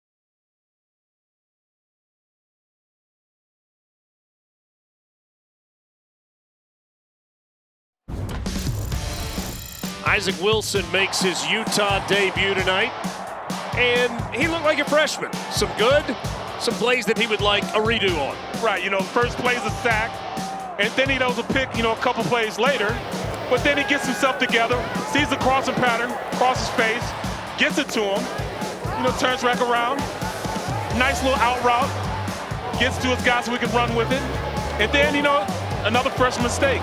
Instead of taking a sure shot with the out route, he tries to go and be greedy, go over the top to the tight end. He's going to learn, he's going to get better as time goes on, but this is just what it is of being a freshman. And now a third-year sophomore into the game for Utah. It is Brandon Rose. Rose takes a shot toward the end zone. That ball is caught for a touchdown. Caleb Lohner. Great back shoulder pass.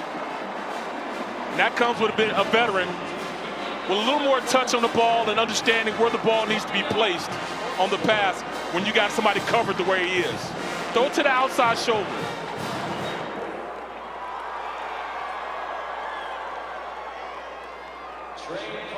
Lohner's a big target also, so it makes it kind of easier. All right, I got to admit, I completely screwed that up. It looked like they were going to bring Brandon Rose into the game based on warming up on the sideline. That was a touchdown pass for Isaac Wilson. That was a great throw by Wilson, a great catch by Lohner. You saw the Wilson family standing and clapping for him. That had to feel good. A veteran pass for young Isaac Wilson in his debut as a Utah Ute. My apologies. Touchdown for Isaac Wilson.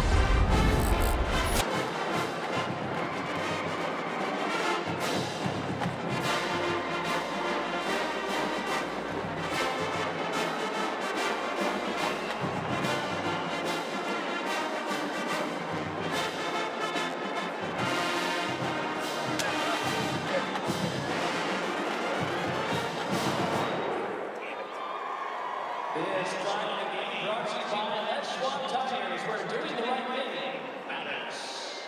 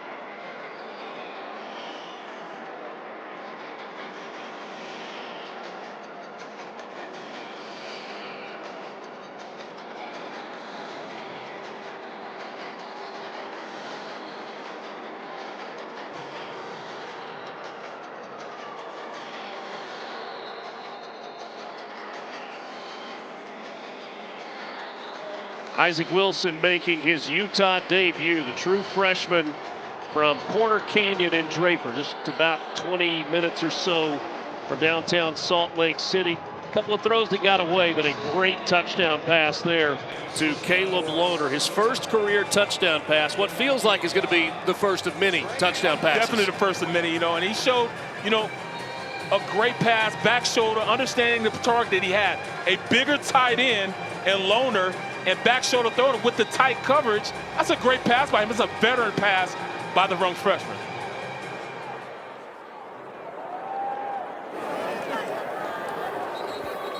Touchback on the kickoff. Let's take one more look at Isaac Wilson and the touchdown pass he threw just a moment ago. Not a lot of guys would throw this pass because the tight end's actually covered. Lohner is covered, tight coverage. But he gave him the back shoulder, Only he can catch it over there. Big body, kind of blocked him out like a basketball player.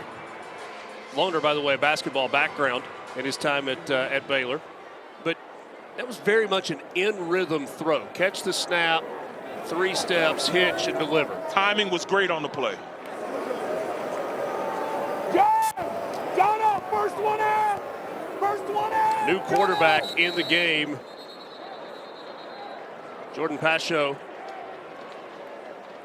number 7 for Southern Utah. Delay game. Offense, number 7. 5-yard penalty. Still first down. And he didn't get the playoff in time. 11:03 remaining. Utah going to start the season 1-0. Feel like this is one of those games that coaches like as well. You got the win. There's a lot that you can show your team that was good, but there are also going to be some teaching moments on this film for Utah. Absolutely. They're going to see things, especially early. And, they're going to see a lot of what these players can actually do. When you're in camp and you're going against each other every single day, you tend to pick up the little idiosyncrasies from the guy you're playing against during camp. Well, now they're playing against different people, and we're seeing how they react to certain situational football. What they're going against a guy that may be overpowering them, how they can settle down and go out there and still block them. These are all things that a coach can break down and give a young player or even a veteran player who's trying to take their game to the next level. Jordan! Recount! Jefferson goes in motion out of the backfield. Pacho trying to escape pressure, and he just throws this one away into the Utah sideline, bringing up 3rd down. Once again, it's great coverage. It's hard for you to really make some things happen when you're trying to push the ball down the field when nobody's open. I don't care how good the offensive line is. If you're not creating separation with your receivers and tight ends and running backs, it's hard for those guys to block these guys for an elongated period of time. They've got the reserve players in there, and these guys look pretty good also.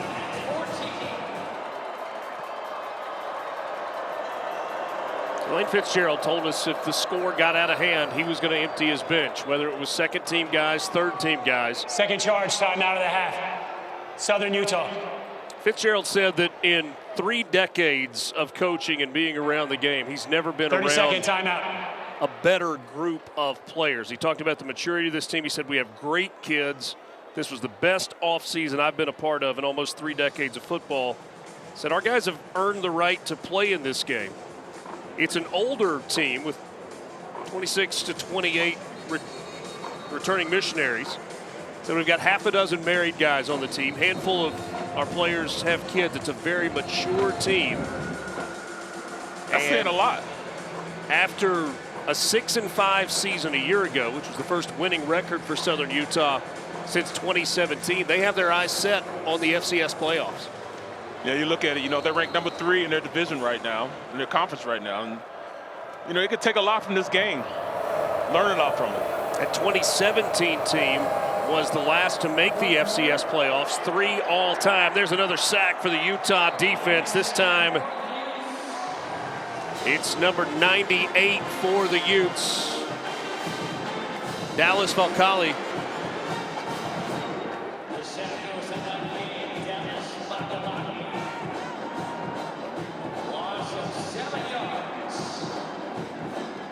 We hope we get a better punt coming out. Punt has been very shaky this entire game by Southern Utah. So a couple of good ones, but there have been a couple of tough ones as well. Better punt this time. Fielded at the 45 by Rayshon Glover. He has not been afraid to catch that ball with traffic coming toward him. Utah leading 49-0. Let's take you back to 1964. Utah, the WAC champions. They played in the Liberty Bowl that season, but not the Liberty Bowl that you know today that is in Memphis.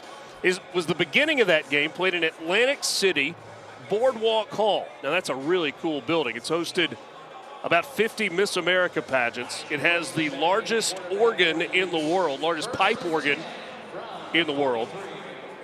And That's the venue where Mike Tyson had the famous 91-second knockout of Michael Spinks. All right. It's almost, I would say it's my backyard. It's about maybe 45 minutes from my house. I live in South Jersey.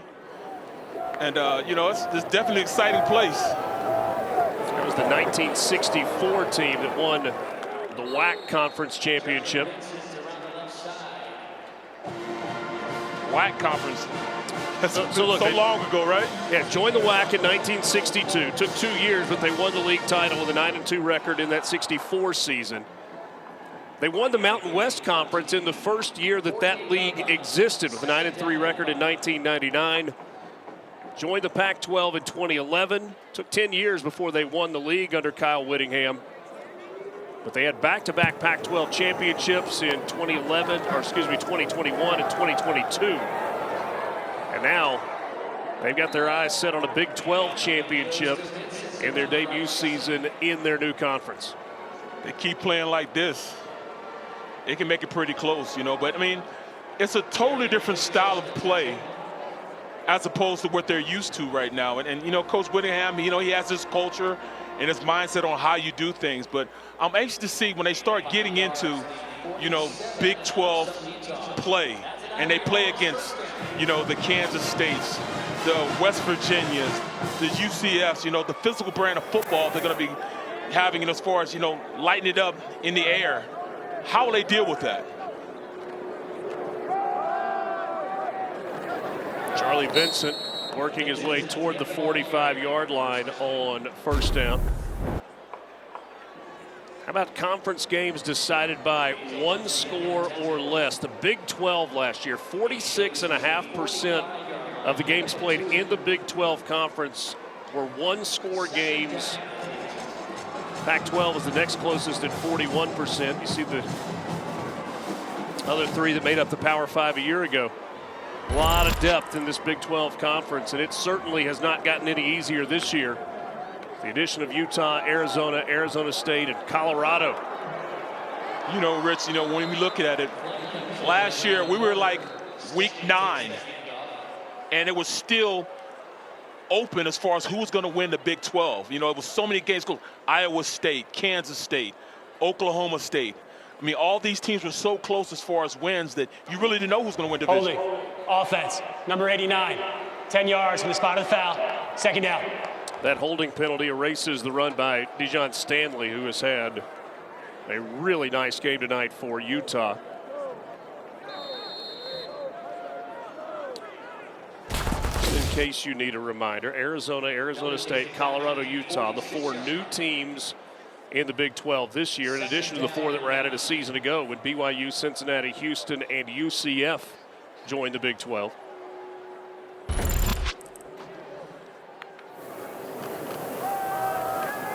Back on the ground and a big run here for Hunter Andrews. Broke through the line, looked like he had some open space, and then the Thunderbird defenders crashed down on Hunter Andrews. They haven't given up. This defense is still trying to play, even though, you know, the numbers are starting to get a little bit tilted as far as, you know, their ability to keep bringing guys in and out. But I tell you what, they are still fighting. They are still showing that they still want to play, and they still want to stay competitive. Closing it on 6 minutes to play in the season opener. Number 12, Utah, leading at home 49-0. Back on the ground, needed 3 yards for a first down. Not going to get the yardage needed, 1, maybe 2. Going to bring up a 4th down for the Utes. So imagine they would keep it on the ground here.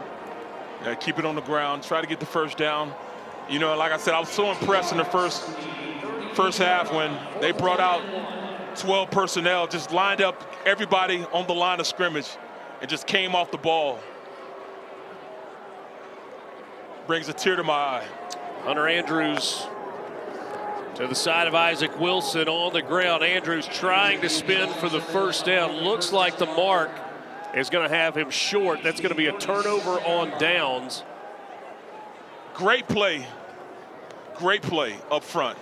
Got penetration, stopped the run play, This is something they can coach on when they head back home. They stopped them on a crucial 4th down in the 4th quarter when everybody else think they should have given up. They stayed out there and were able to give their offense back the ball. This is something they can coach off of. They're not giving up. Southern Utah back out onto the field.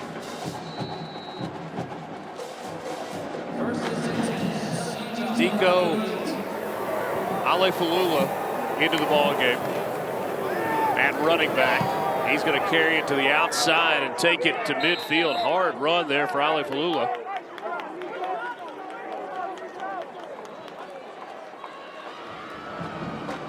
Stayed in back his shoulder pass and just ran up front. Just simple outside zone.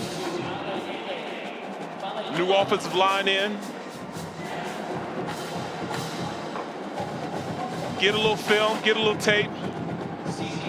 Gain of 12 yards and a first down into Utah territory. You know, this Southern Utah team would love to get some points on the board. Inside 5 minutes to play, trying to avoid the shutdown. This time it's Cameron Athey on the carry.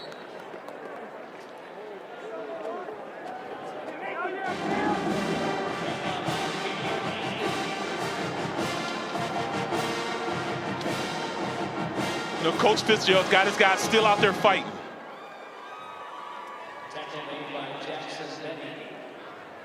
Athey stays in the game as the running back as Utah State breaks the huddle. With Pacho in at quarterback.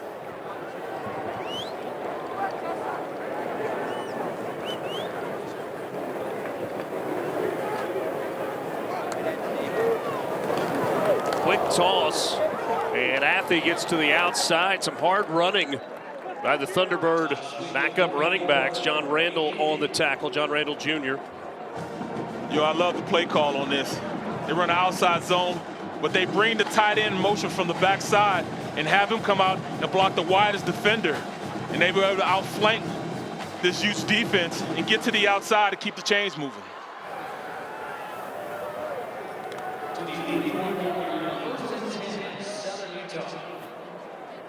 Now Alefalula back in the ball game at running back.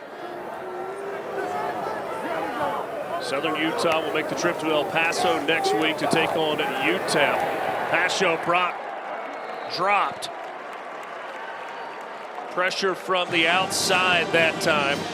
John Henry Daly, his defensive end spot, coming in and getting a sack in the season opener, 5th of the game for this Utah defense.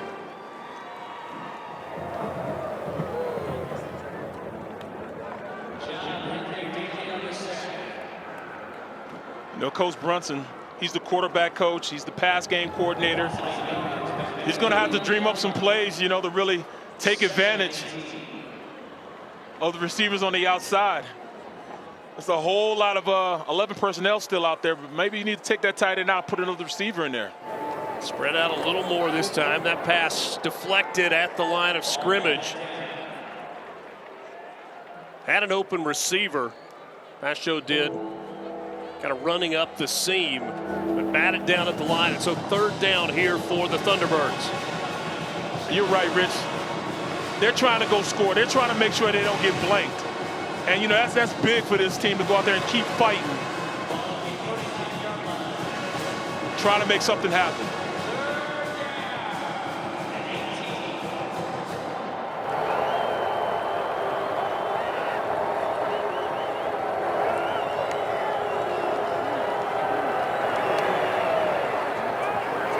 Dumped off, and big hit at the end there. It's Alefalula on the reception out of the backfield.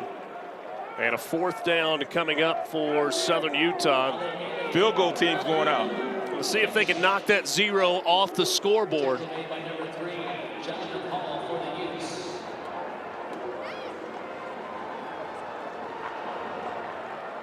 Daniel King, the kicker. Transfer from West Virginia.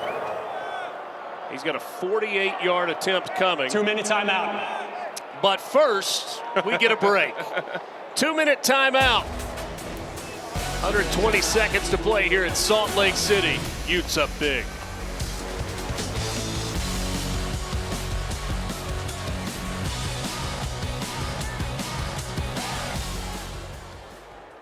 Fans, take a look at our out-of-town scores presented by Delta.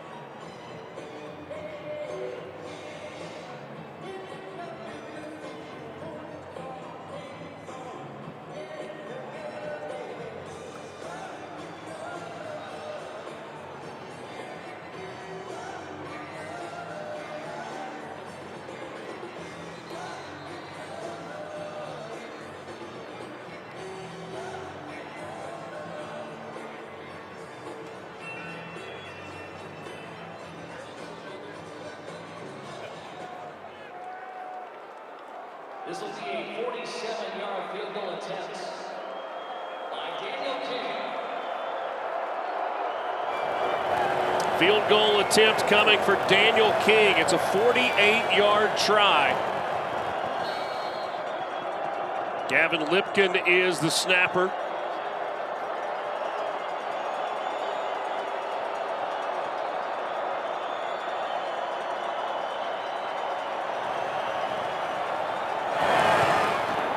Field goal try is on the way, and it's hooking.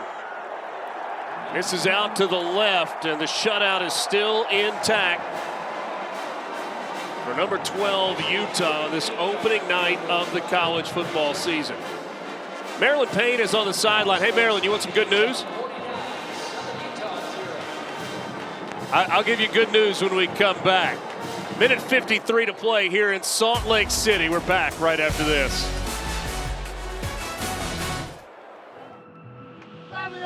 Family at three, 1, 2, 3. We are getting set here for what promises to be one tremendous game. First selection in the 2005 NFL Draft to select Alex Smith, quarterback, Utah. The Utah football team established one of the finest records in Ute history. The Utah Utes conclude a perfect season. It's a great night to be a Ute here in Salt Lake City, Utah.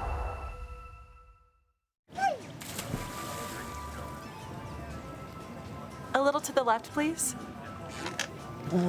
Thank you. A little more. Oh, I'm okay. Get your money working. And for a limited time, get 0% interest for 6 months when you open a new Visa credit card at America First.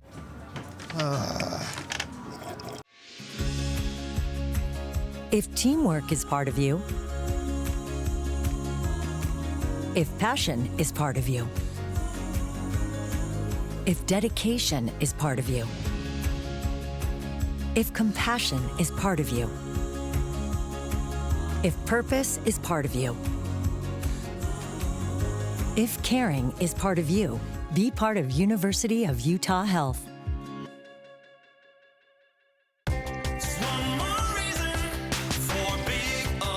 Big O Tires has more than 460 locations nationwide. Chances are there's a location near you. Owned by someone in your neighborhood, we offer a wide range of diagnostic, repair, and routine maintenance services, backed by one of the best national service warranties, because everyone in our community deserves legendary care.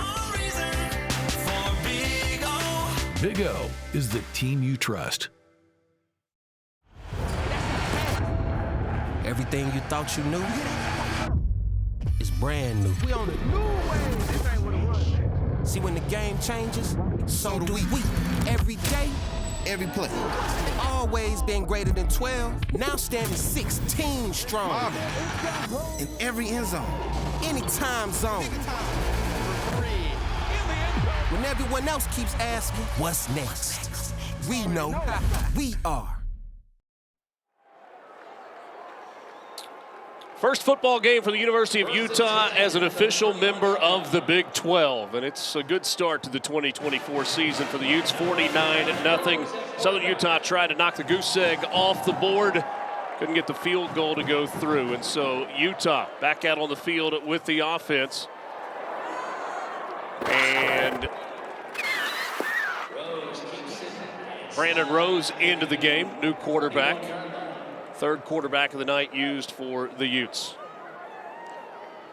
Hey, Marilyn, I was just going to tell you the good news that I had for you. In the words of Scott Van Pelt, we're all from somewhere, right?